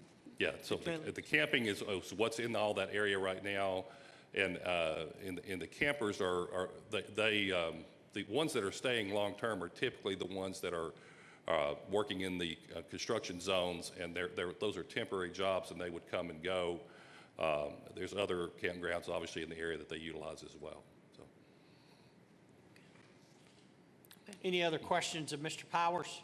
Commissioner Leverett? Yes, I was wondering if the question was answered, Commissioner Harper's question about the size of the units or number of units. Did we get an answer on that? Yeah, I'm representing the landowners that own the land, and they're looking at establishing the next phase of growth on this property, which is, part of it is the expansion of the R4, which we're requesting tonight. We have worked closely with TDOT in the roadway expansion out front to make sure that we would access that and work well.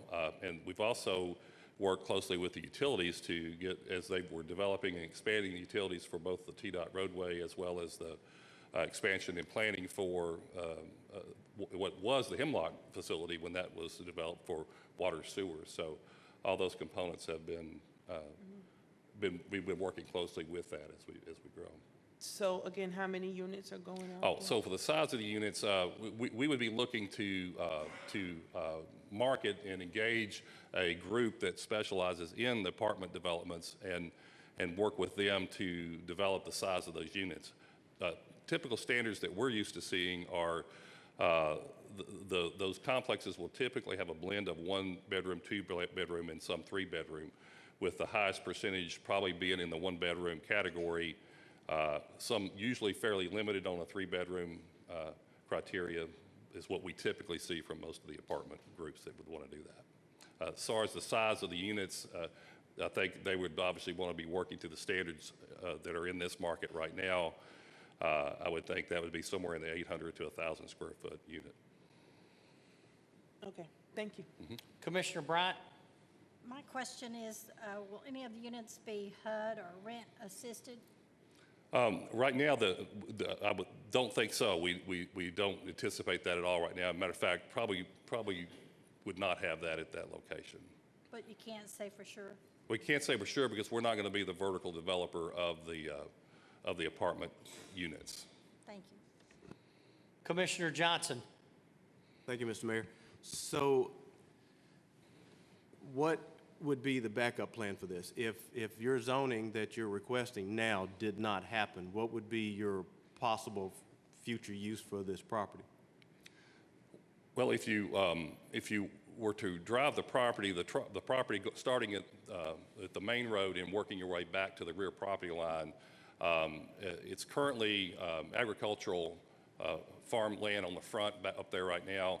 And as the terrain goes towards the back, it falls off down to the lower section of the property to the creek at the rear property line. The apartments on the rear section of this seem to be a very nice complement to the area because it does allow for the apartments to situate there, look down over the creek line, and we feel like that's a very good use for that particular area. Retail is probably going to be in the center. Probably retail and office up on the front, depending on market demand and what would support that. We also think that the apartments can be, whereas we have, where we were talking about the campground, the current function right now supporting a lot of the current construction workers and folks that are building a lot of the infrastructure and things that are going on back in the industrial park. We feel like the apartments are going to be a complement to that as well. We feel like a lot of the folks that would be working at the Google facility, also be working at the LG facility. We think there's a strong percentage of those folks that would love the opportunity to have apartment residences right there, very conveniently and closely located to the industrial park. So we feel like it's actually quite a complement to what the industrial park's providing, which is already bringing the people in to perform the jobs and work at those facilities. I completely understand your logic, but what would be the backup plan for this property if the zoning does not happen? Don't know the answer to that standing here tonight. We do feel like this is the best use. That's why we're here tonight. Doing that, we would have to rethink that. The way the terrain works and everything does make this a very logical choice for supporting the use of the property. So I don't have the answer, unfortunately. Sorry to answer that directly for you. Because, I mean, you know, I am quite familiar with this property. I've been back there majority of my life. I mean, my school bus used to go back there. I travel Guthrie Highway every day. Yeah. And I understand that this seems that it would be a complement to the industry that's already there. But I just can't understand how it would not be a detriment to everything else. I mean, we only just improved the traffic on Highway 79 just recently. We still don't have that second northbound lane open, so it's still a nightmare going back the other way. The impact of 696 units back there, especially considering the strain that the school system is under just to maintain what they have. I mean, they are treading water as we speak. So this is basically tying a cinder block to someone who's barely treading. That's what this is. It just seems completely and totally irresponsible, I must say. Honestly, it does. And I understand working with the school board, but the school board doesn't write checks. The school board does not fund school improvements or school enlargements or building new schools. That falls on this body. And what we do here impacts the citizens of Montgomery County, and this will only be a strain on everyone. And I know that's a bit more than a question, but I'm not known for keeping my mouth shut. Thank you. Any other questions for Mr. Powers? Thank you, Mr. Powers. Thank you. Thank you. Anyone else in the audience to speak on behalf of CZ 18, 2018? Anyone else in the audience to speak on behalf of CZ 18, 2018? Anyone in the audience to speak in opposition to CZ 18, 2018? Anyone to speak in opposition? All right, we'll now close the public hearing. Mr. Tyndall, thank you for your presentation. Commissioners, on to our resolutions. Resolution 1891 is a resolution to fund a short line grant match for the Montgomery County Rail Authority. This is that resolution's in your packet. I think it's, Jeff, it's about a little over $11,000. Almost $12,000. There's some grant money that's out there that's available, and this would be the local match for that. It would be improving rail crossings in Montgomery County. It would be a plan submitted by the rail operator, who is R.J. Corman. They would submit it to Montgomery County to go through our engineering office, through the mayor's office for approval of those. And if the state approved those, then our match would be there, but we have to put our match up first. Any questions? Resolution 1892 is a resolution to amend the 2012 edition of the International Building Code to include a new section, 10162.2, included in the 2015-2018 editions related to large-scale industrial and manufacturing facilities. Commissioners, this is strictly a resolution to bring our code books up to date. Mr. Streeter's here if you have any questions. Any questions on 1892? All right, seeing no questions. Resolution 1893 is a resolution to adopt the 2019 legislative agenda as presented by the Legislative Liaison Committee. So any questions regarding that? For our new commissioners, every year we put together a legislative agenda to be presented to our state legislatures. That committee usually starts meeting probably sometime in February or March.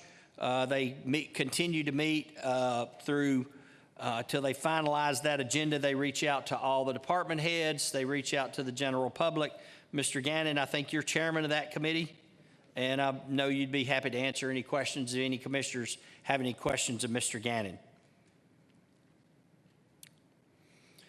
All right, Resolution 1894 is a resolution to amend the Montgomery County Highway Department's budget for the purchase of asphalt hot mix. This is just some additional gas tax money that the Highway Department received from the state of Tennessee, and they're putting that towards the purchase of asphalt to pave more county roads. Any questions? Resolution 1895, a resolution amending the Clarksville-Montgomery County Growth Plan. Mr. Tyndall, I know you. If you don't mind, y'all want to take a 5-minute break? Just, everybody okay? Everybody's okay. Let's roll on then. Commissioner Tyndall. He didn't ask if I was, but let's go. No, I'm kidding.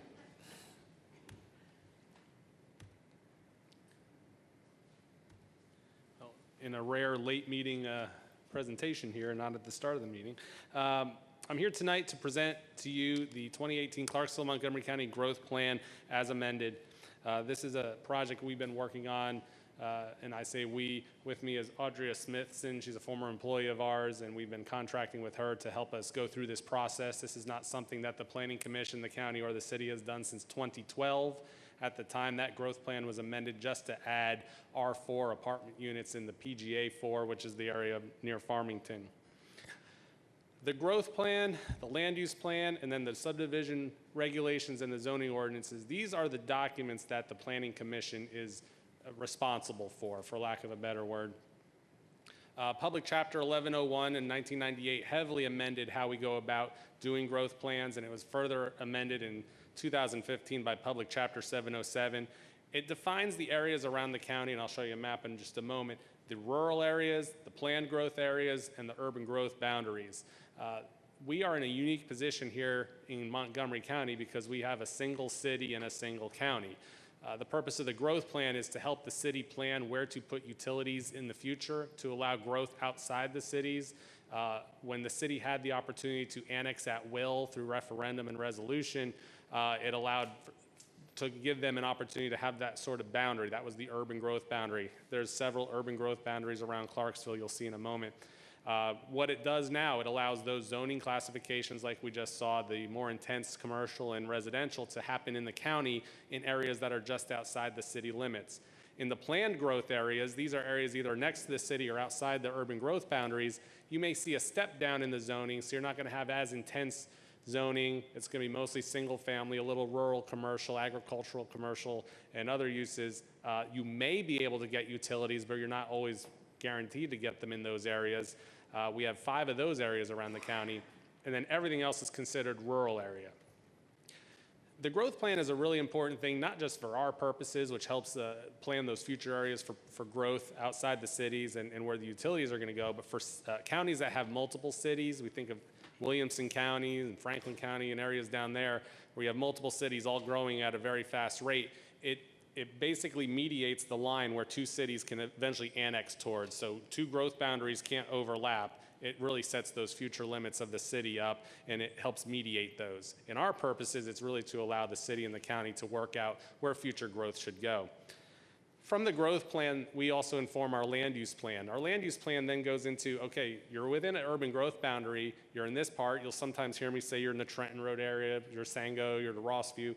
Our county is then broken up into several planning areas, which then further says these are the types of uses around these roads that you should be looking for if it agrees with the growth plan. And then how do we carry that out? That's through our subdivision regulations and our zoning ordinances. So one feeds the next, and then we got our development. So that's the process we're talking about, to give you just a little bit of background.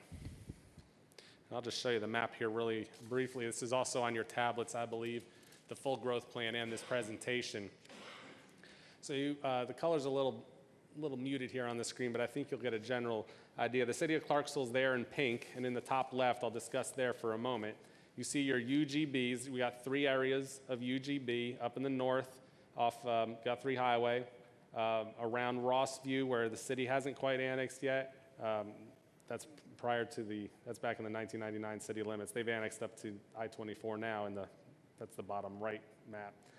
The Sango area, over around Tross Springs Road and that area in Adams, that's an urban growth boundary, and then a portion of the Woodlawn area and next to Fort Campbell, where 101st dead ends into Dover Road.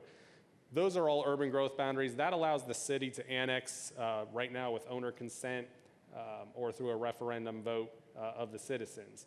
The planned growth areas, as you see, we have 5 of them. Planned growth area 1 is in Woodlawn, 2 is across the river in the Cumberland area. Planned growth area 3 is a little further out in Sango, down Ashland City Road. Planned growth area 4 is the majority of the industrial park in an area we know as Farmington. And planned growth area 5 is a small area up near the actual town of Guthrie, Kentucky. There's some utilities available up there, so there's likely to see a little bit of growth. What we're proposing, well, not we're proposing, the process went like this. The city bought a bunch of land recently, 310 acres plus or minus, off of Exit 8, known as the Athletic Complex properties. They're off Rossview Road at Exit 8, south of Rossview Road. The city mayor wrote to the county mayor several months ago and requested that the growth plan be amended for the specific purpose of adding that area into the urban growth boundary, which allows the city then to annex that property.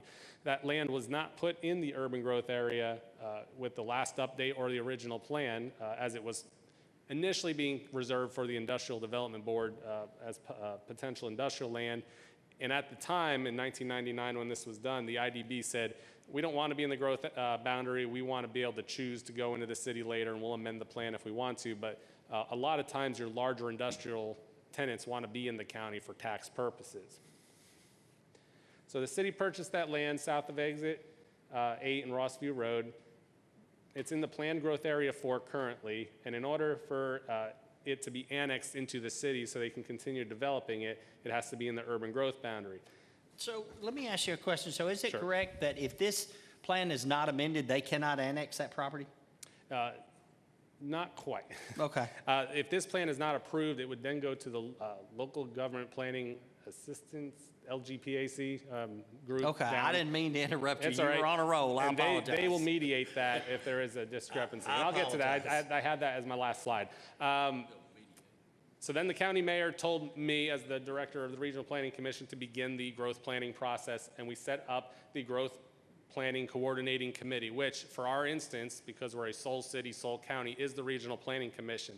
The county mayor and the city mayor may jointly add additional members to that Growth Coordinating Committee. They chose not to mutually at this time to do that because of the strict purpose of, it's just because of the purpose of doing the athletic complex at this time.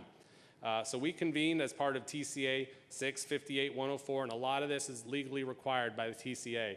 There's a lot of lead dates that you need to have, notifications in the paper, required meetings, and so on. So we've had 4 growth coordinating committee meetings. We held them June 22nd, July 11th, July 20th, and on August 29th, we had our final vote, which the growth coordinating committee voted to proceed with the plan to the city and the county. This presentation and similar questions were fielded to the city last Thursday as part of their informal meeting, and now we're doing it with the county for vote next week. The growth plan was available for public review. Again, it needs to be in public review in 4 different locations.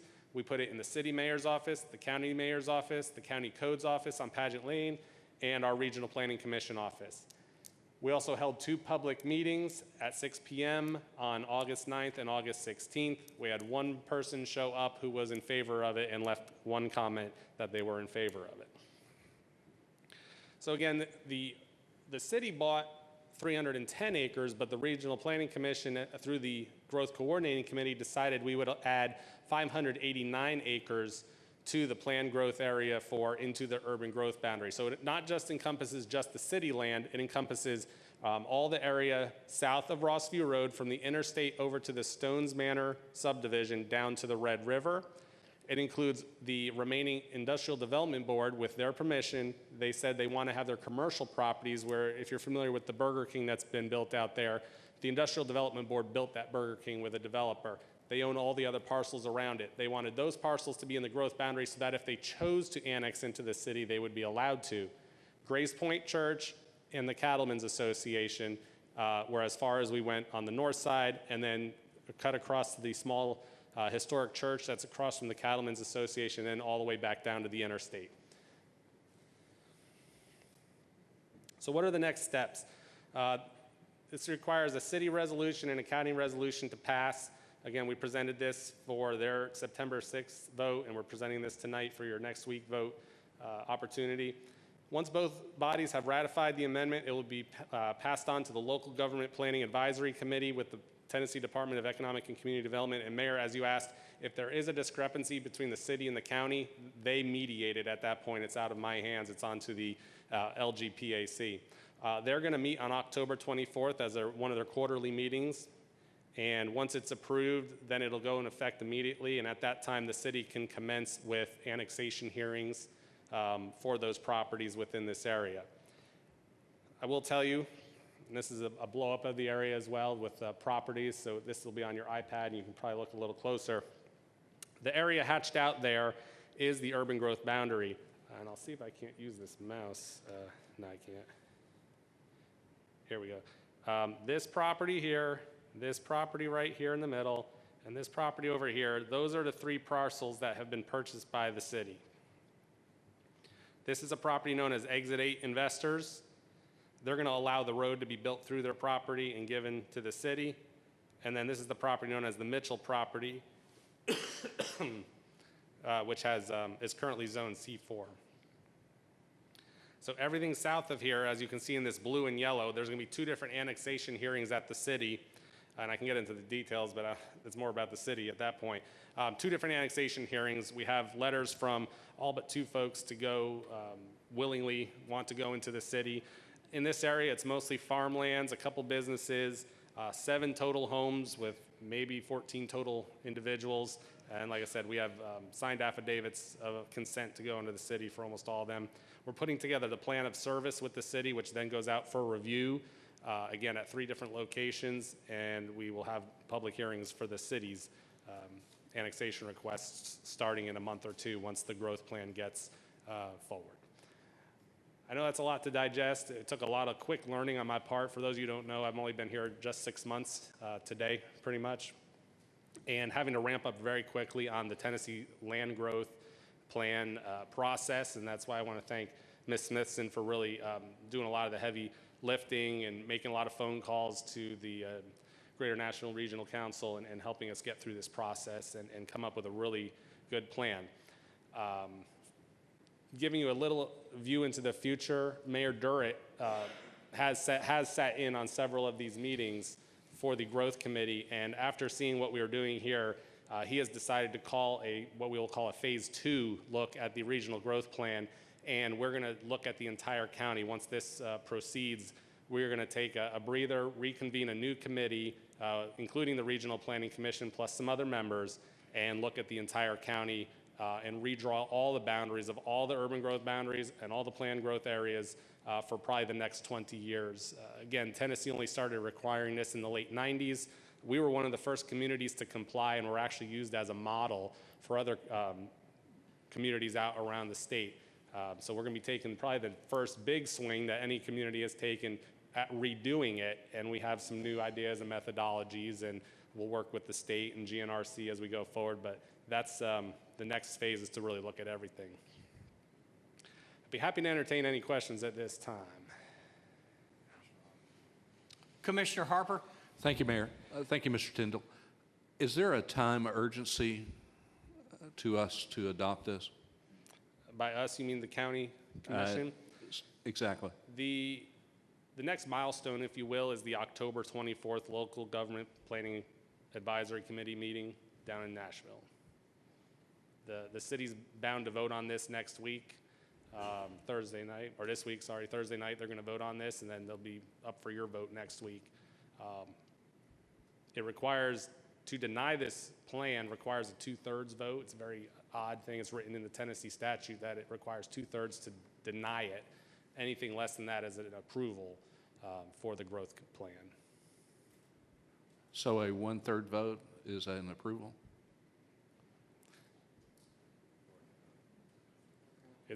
It's a, right?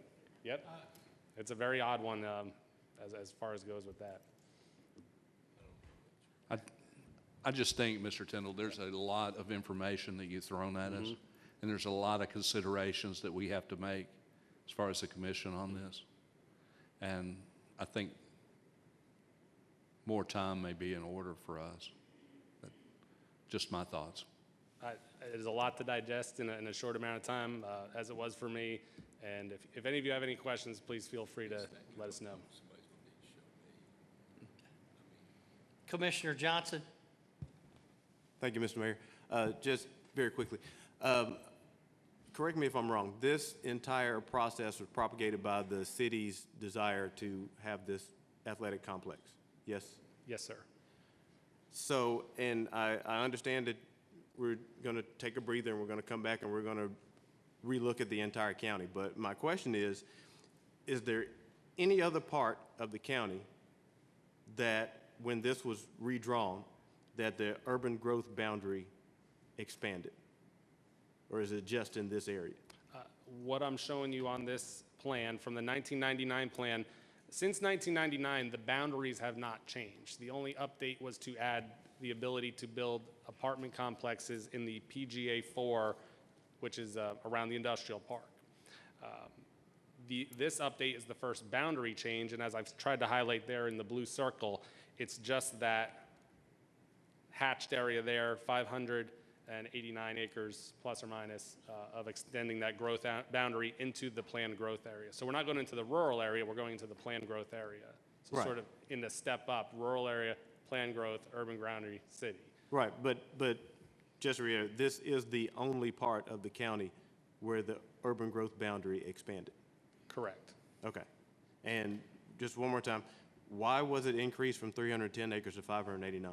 Sure, that was done to allow for the economic development of other properties in the area. As you've heard the city's discussion of the sports arena, the hotels, restaurants, and other commercial activities that are bound to go around something like that, it's a lot easier to do that in the city limits. You've got a couple other concessions for liquor by the drink, different water and sewer rates that appeal to commercial users. A lot of commercial likes to be in the city for that purpose. All right, thank you. Commissioner Johnson, I may just add something to what Mr. Tyndall said. When this was first brought to our attention, and Mr. Tyndall alluded to it some, I asked that we possibly look at the entire PGA area number 4, because that is a rapidly growing area, instead of just looking at a piece of it. And because of the urgency from the city, I agreed to go ahead and just do this small portion, knowing, and Mr. Tyndall, I think, said that we're actually going to look at the whole thing. But I did suggest that we look at the entire PGA area number 4, but I think because the city had purchased the property and they wanted to move forward on it, there's a sense of urgency from the city. Now, the entire PGA 4 area would encompass a lot more houses, true? Well, you can see, I'm pointing to it, but you can't see where I'm pointing. But I'm looking at it. Right, right. That to me would be problematic. Go Be ahead. problematic? It would, but. Well, I think, and Mr. Tyndall, correct me if I'm wrong, I think if that area is updated and it became, or any other of the planned growth areas become part of the urban growth boundary, the property owners have to agree to annexation. The city cannot just go out and arbitrarily annex those properties. Is that correct, Mr.? That's correct. The growth planning process and the annexation process are two different animals, if you will. The one dictates whether or not you can annex. So if you're in the urban growth boundary, you can annex voluntarily. True, but as we discussed earlier, it allows for city zoning out there too. 1 or 2 property owners could not hold that up. Correct. So just like in the circumstance where we have here, where we have 7 homes out there and you have 5 that have signed and a 6th that says they want to and the 7th that says, well, I'm not so sure. When you have that situation, they can still be annexed anyway.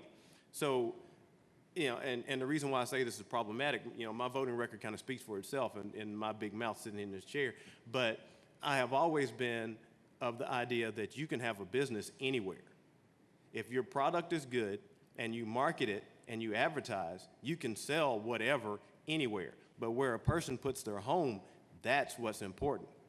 And if you were to include a larger area, or even if there were more holdouts in this area, then what you have is people who moved here, and I'm sure they moved here after the city of Clarksville had its city limits and its boundaries. They didn't just, I'm going to build my house here and hopefully Clarksville will grow up around me. They moved out to the county for a reason. If they wanted to live in the city, they would. So the idea that we would expand this area even farther than what it is on the drawing that we have now, and have people who didn't want to be annexed but had to anyway just because their neighbors wanted to, that to me is problematic. That to me means we have ceased being the voice of the people and we have become the hand of the city. And that's not anything that I want to be a part of. I mean, I understand that that is a different situation that we have here now, but it just seems like, I don't know, slippery slope. Commissioner Gannon? Thank you, Mayor. Can you go back to the blue slide? This one? That slide, Okay. yes. Where is, you mentioned Stone Manor. Where is Stone Manor in connection to that? Sure, Commissioner Gannon, that is the sharp north-south line. You'll Can you see. point to it? We can Oh, yeah, I go can do that. mouse. I gotta get Skip to give me a laser pointer here. This is Stones Manor. So that's not included in that part, but It is not, But and- it can and- be annexed. It cannot be annexed. It cannot be annexed. Cannot, neither can Farmington, which is up in this area. So they will not be annexed Right. into this. All right, and the mayor can vouch for me on this one. Early in the discussions, we were talking about running the urban growth boundary up Rollo Lane. The biggest appeal to being in the city in this area is fire protection. As you know, you have a city fire station that's right around right here. Right. On And International we're going to get Boulevard. into that in a second.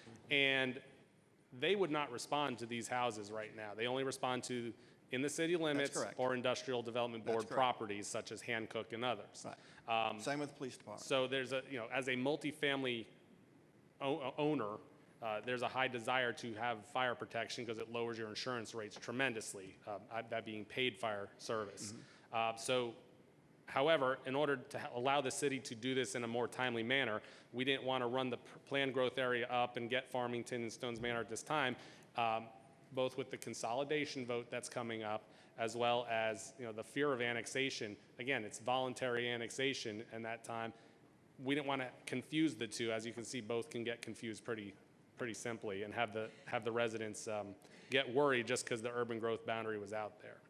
As far as the area in blue and yellow on that map, everyone has been talked to How about many homes are there? annexation. How many residents are in that blue and white area? There are 1, 2, 3, 4, 5, 6 or 7 homes with 1 to 2 people each. And I will say that, as you know, the Connells sold the property to the city. They're most of the remaining homeowners are Connell kin as well out there. So why the rush if the properties in the yellow are going to be part of it? Why not wait Why not wait? I for don't- the whole could- urban growth plan? Well, the urban growth boundary is on the left in this map. Right. That's that hatched area. But it includes Once the that yellow. goes into effect, then the city The yellow will is where the proceed 5 to with- 7 houses are, is that correct? There are 8 parcels in that In that yellow area. Of how Correct. many have signed so far? 6 of the 8. 6 One of of the the 8. properties is an heirs property that wishes to be in the city but cannot get all the heirs contacted. Right. And one is a couple that just doesn't want to talk about it right now, but hasn't said yes or no to it. So what would be the fire protection for them if they don't sign in for the annexation? They would be what we consider a donut hole inside the city. You'd have a piece of county property. Correct. The fire protection for this area comes from Guthrie Volunteer, St. B, what used to be St. they B, wouldn't that's be now up included on in the- Guthrie. So come they all wouldn't the be way down. included in the city fire protection or the city police? They would not still have, be on county? correct, and that. And that's what we called a donut hole. Yeah. So when we were in the budget committee, when this came in front of us and learning a lot of this stuff, it did not pass in the budget committee meeting. So it is my intention at the next meeting to make a motion to defer this to our next month's meeting in order to give the new commissioners a chance to review all the information they've been fed with a fire hose right now, get a better understanding of it, and some of the incumbent commissioners where we can make a better informed decision. Because I do agree, it's a little bit of information overload So the intention is to postpone this in the next meeting, just to give everybody a heads up.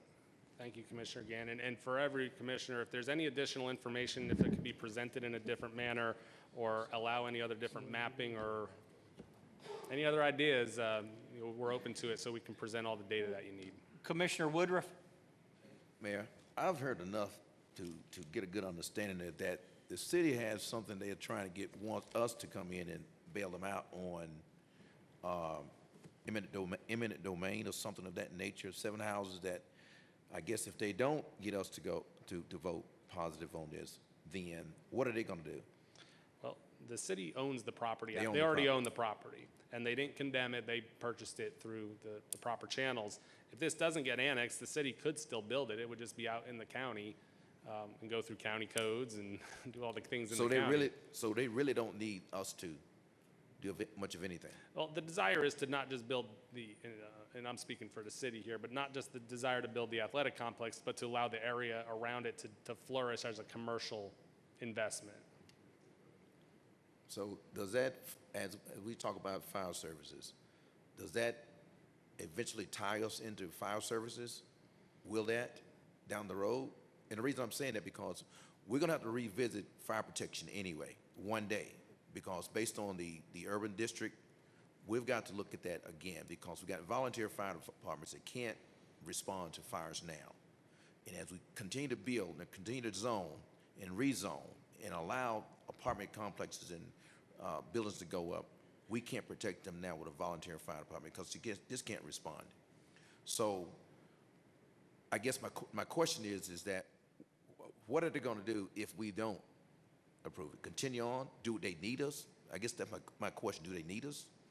Well, as I mentioned in the previous to last slide, the ultimate authority with approving this actually lies with the local government planning advisory committee. So if the county does deny it, then it will go for mediation, and I'm not sure that that's ever happened or what goes on with that process. And then once they mediate it and they come up and approve the plan or amend the plan, then it would go into effect for the city or the county. I can't really speak for the city if this does not happen and if the growth plan doesn't get mediated and it doesn't pass. Again, they own the 300 acres. They have the right to develop it as landowners. It would be under the county fire protection unless they sign an agreement with their own fire department. They'll be under county fire protection? All this land currently is under county fire protection. If it doesn't annex, it's still under county fire protection, yes. Correct, sir. Commissioner Bryant? I know at one time there was a moratorium on annexation from the city. Can you pull that microphone or turn her microphone up a little bit? She doesn't talk Is that as loud better? as some people. How's this? My question is, at one time there was a moratorium on annexation of property in the county by the city. By chance, was this property purchased by the city in order to annex it? Being that they are an entity, they could ask for annexation where a private person could not? If this was already in the urban growth boundary, it would already be annexed at this point, as well as the properties around it. You know, the athletic complex is about more than just providing fields for children and adults to play on and recreate. It's about growing this area as a whole. So I hope that answered your question. As far as the moratorium, the city didn't purchase this property till about April, May timeframe this year. So they have just recently purchased it? Yes. And they've come up with this plan in this period, in this short period of time of what they were going to do. And now they need the county to agree to give them the rights to carry on and make it within the city limits. In order to annex, it have needs fire to be protection, in the sewer. and all. urban growth boundary, which Tennessee law says will be heard at the city and the county. You know, it's a dual function. Is the moratorium still on property? Yeah, I'm not aware of the previous State law. moratorium. State law. Okay, by moratorium, you mean that the city cannot Annex. actively annex properties? Correct. Correct. You needs to be owner requested, or in this case, the city is the owner, the city has requested their own property. So everything you see out there has, with the exception of 2 properties, we have an affidavit of desire to annex to the city. They can withdraw their desire up until the moment it's voted on. Thank you. Commissioner Harper. Thank you, Mayor. Mr. Tyndall, just briefly, the urban growth boundary is pretty much, the lower one is pretty much my entire district, sits in the urban growth boundary. And one of the things I can tell you that my constituents have been very vocal to me early and often about is the fact that they do not care for annexation 1 iota. They live in that area for a specific reason, because they want to live in that area and they do not want to live in the city. Just letting you know where they're at. Commissioner Leverett. Yes, I just have one to ask if you can send this to us, or is that just something, I didn't see it in our packet. Can you send us those bullets? Are you able to send that to us? Okay, thank you. Any other questions, Mr. Tyndall? I think what Ms. Leverett is speaking of, if you would just email them your PowerPoint presentation if it's not too big. And I'll say this, Mr. Tyndall, you don't have to ask any questions. I kind of agree with what Mr. Harper said in the beginning and what Mr. Gannon said. This is a lot of information for a lot of new commissioners to digest. I'm going to be quite frank with you. In my opinion, I want you to digest it. I want you to understand it before you vote on it. Personally, I think it's a good thing for Montgomery County because it's at an interchange piece of property. Really, the only effect it will have on us, in my opinion, will be it will grow our tax base, which I think is a good thing. I do have some concerns about the donut. And so if deferral would allow the donut to fill in, then I think that's a very good thing. But I want you to understand it. And Jeff and his staff and Audria have done a great job in a very short, condensed amount of time, with Jeff being very new to the fray. And so I want to thank you, Jeff, for your efforts. But I do think I want each of you to understand it. And honestly, I think we could probably sit here for another hour and a half and continue to ask Mr. Tyndall questions. We'd probably have to get him a water or two, but I want you to have the opportunity to understand it. And those are my comments. And so you're all free to contact me at the Regional Planning Commission if you have any individual concerns. And again, we took about 4 months of information and got it down to about a half an hour here. So thank you for sitting through that. Mr. Tyndall's entire presentation is in your Dropbox. It starts on page 144, goes to 149. And if there's additional information that you need, if there's not enough information in there, just shoot myself or Jeff or Debbie an email, and we'll get you that from Mr. Tyndall. And Mayor, is the actual growth plan also in the Dropbox? Yes. Great, okay. So the actual document, which is technically what you're updating, is not just a map, but the actual document is in your growth. Okay. The growth plan's in the Dropbox. Mr. Tyndall, thank you. Thank you.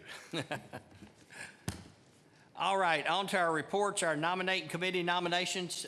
Chairman Gannon. Thank you, Mayor. The nominating committee met today at 2:30. We went over the following nominations, which will be put into effect for our next meeting on September 10th. The Agriculture Committee, Ricky Ray is nominated to fill an unexpired term of Commissioner Joe Wyant, term to expire January 2020. On the Audit Committee, Joe Smith is nominated to fill the unexpired term of Commissioner Audrey Tooley, term to expire December of 2019. Lisa Pritchard is nominated to fill the unexpired term of Commissioner Monroe Gildersleeve, term to expire December 2019. On the Beer Board, Josh Bill is nominated to fill the unexpired term of Commissioner Wallace Redd, term to expire July of 2019. Tangi Smith is nominated to fill the unexpired term of Commissioner Audrey Tooley, at-large member, term to expire July 2021. Larry Riccone is nominated to fill the unexpired term of Commissioner Ron Sokol, term to expire July 2021. Chairman of the County Legislative Body, one-year term, Jim Durd is nominated to serve as chairman for a one-year term to expire September of 2019. Chairperson pro tempore of the legislative body, a one-year term. John Gannon is nominated to serve a one-year term to expire September of 2019. Committee on Investments, Jason Knight, which is a two-year term. Jason Knight is nominated to fill an unexpired term of Commissioner Joe Wayant, term to expire September of 2019. Delinquent Tax Sales and Release Committee, which is a two-year term. Walker Woodruff is nominated to fill the unexpired term of Jason Hodges, term to expire 2019. Camille Chandler is nominated to fill the unexpired term of Commissioner Martha Brockman, term to expire October of 2019. Economic and Community Development Board, Joe Smith is nominated to replace Commissioner Joe Wayant, which is a four-year term. Term will run coterminous with office. Zoning Appeals Board, five-year term. Rashida Leverett is nominated to fill the unexpired term of Commissioner Robert Gibbs, term to expire July of 2019. We deferred the jail and juvenile committees and the school liaison committees as well, after the Rules Committee would meet and determine what's going to, if anything, going to happen to those committees. And Commissioners, just to add to what Mr. Gannon said regarding the School Liaison Committee and the Airport Authority, and then our Fire Committee, our Jail and Juvenile Committee, and our EMS Committee, there's been some talk about reducing the size of those and possibly consolidating some of those. That's before the Rules Committee at their next meeting. I just felt like we would be premature if we appointed somebody to those positions and then we turned around and changed the makeup of them, and then we're going to kick somebody off, for lack of a better words. And we had a situation where we redistrict a couple of years ago, and it actually came down to the flip of a coin on who got to serve and who didn't get to serve. Commissioner Arnold Hodges said I used a one-sided coin, but I didn't. But all of our nominating for our new commissioners, all of our nominating committee nominations must be approved by the county commission. Now I'm going to read you the county mayor nominations, and these also require approval by the county commission. Building and Codes Committee, Commissioner Ricky Ray nominated to fill the unexpired term of Commissioner Ron Sokol, term to expire August 2020. Commissioner Loretta Baggett nominated to fill the unexpired term of Commissioner John Genis, term to expire August 2020. Judicial Commissioner Kathy Claiborne, part-time, nominated to serve another one-year term to expire September 19. Library Board, Commissioner Jason Knight, nominated to fill the unexpired term of Commissioner Monroe Gildersleeve, term to expire July 2020. Montgomery County Health Council, Commissioner Loretta Bryant, nominated to replace Commissioner Jason Hodges for a four-year term, expire September 2022. Montgomery County Parks Committee, Commissioner Walker Woodruff, nominated to replace Commissioner John Genis to a two-year term, expiring June 2020. Commissioner Tangi Smith, nominated to fill the unexpired term of Commissioner Audrey Tooley, term to expire June 2019. Purchasing Committee, Commissioner Carmel Chandler, nominated to fill the unexpired term of Commissioner Joe Wyatt, expiring January 2019. Lisa Pritchard, nominated to fill the unexpired term of Commissioner Martha Brockman, expiring January 2019. Commissioner Joshua Bill, nominated to fill the unexpired term of Commissioner Monroe Gildersleeve, expiring January 2019. And Commissioner Rashida Leverett, nominated to fill the unexpired term of Commissioner Audrey Tooley, term to expire January 2019. Regional Planning Commission, Commissioner Larry Riccone, nominated to replace Commissioner Robert Nichols, County Government Representative, and it's concurrent with his term in office. Bill Kimbrough, nominated to serve another four-year term as County Mayor's Representative, and that runs current with the Mayor's term in office. Rules Committee, Commissioner Brandon Butts, nominated to fill the unexpired term of Commissioner John Genis, expiring January 2019. Commissioner Loretta Bryant, nominated to fill the unexpired term of Commissioner Jason Hodges, term expiring January 2019.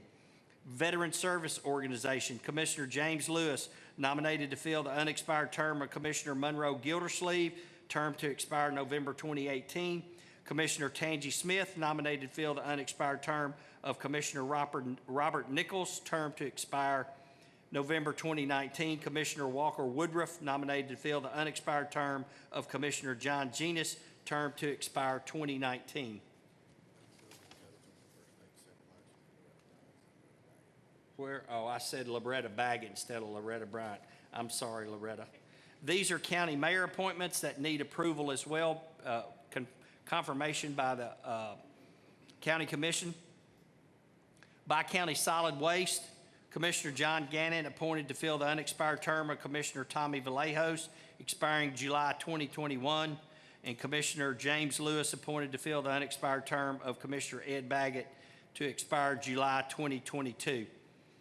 Budget Committee, Commissioner Ricky Ray appointed to fill the unexpired term of Commissioner Tommy Vallejos, expiring January 2019. Loss Control, Commissioner Chris Rasnick appointed to fill the unexpired term of Commissioner Monroe Gildersleeve, term to expire August 2019. Commissioner James Lewis appointed to fill the unexpired term of Commissioner Ron Sokol, term to expire August 2019.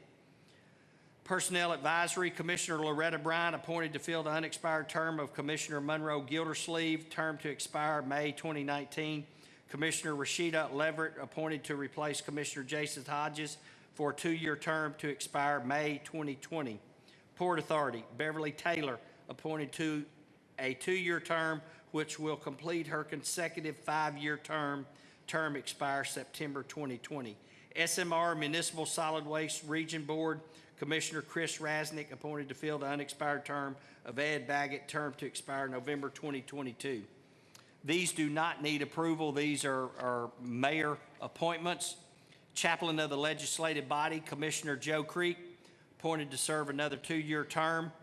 Commissioner Joshua Beal appointed to replace Martha Brockman on the Clarksville Montgomery County Community Action Agency, term to run with his term in office. Economic Development Council, the EDC, Commissioner Joe Smith appointed to replace Commissioner Tommy Vallejos for a 2-year term expiring June 2020. Regional Historic Zoning Commission, Dr. Amanda Walker appointed to replace Commissioner Robert Nichols as a RPC member for a 5-year term to expire September 2023.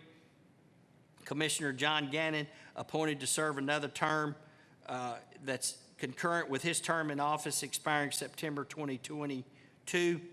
Residential Development Commission, Commissioner Joe Creek appointed to fill the unexpired term of Commissioner Wallace Redd. And the Two Rivers Board, Commissioner John Gannon appointed to fill the unexpired term of Commissioner Jason Hodges' term to expire 2019. Commissioners, we have lots of committees. We have lots of committees coming vacant.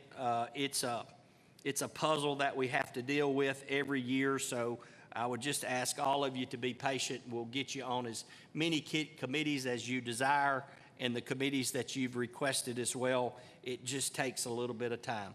One of the things we're looking at, you heard our term limits on a lot of these committees. Some of them you can serve 2 terms, so you could technically serve 4 years. We're going to ask the Rules Committee to look at that to shorten some of the term limits, to give more people opportunities to serve on different committees. My computer shut down on me, so I've got to find my agenda. I apologize. You see your reports filed. There'll be some additional reports that will be filed between now and next Monday night. We have no old business. Under new business, there will be a resolution on our agenda next Monday night, Resolution 1896. It's a resolution to authorize settlement of a tax dispute with Avanti Corporation. We will be having an attorney-client privilege session with this legislative body next Monday night, September the 10th at 5:00 p.m. That will not be open to the public. We cannot deliberate in that meeting. The only thing we can do is hear from our attorney and ask questions of our attorney. So I would encourage each of you to try to attend that attorney-client privilege session next Monday night at 5:00 p.m. because Resolution 1896 will be on our agenda. Under your announcements, you're encouraged to attend the Tennessee County Commissioners Association Annual Regional Meeting on September 13th at the Catfish House in Springfield, Tennessee. We'll have a van available. However, some may have to carpool.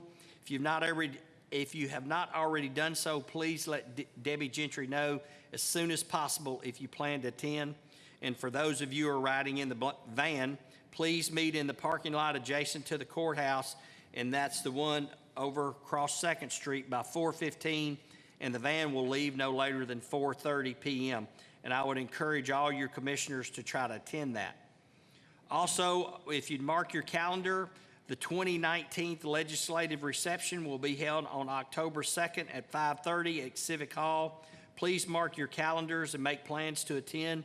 That is when we will present our legislative agenda to our state legislatures. 2 other real quick pieces of information. For all of the commissioners, there's a list of elected officials and department heads on your desk. That's especially for you new commissioners. We provided that list with you. We've also provided, I think, everybody with a county lapel pin.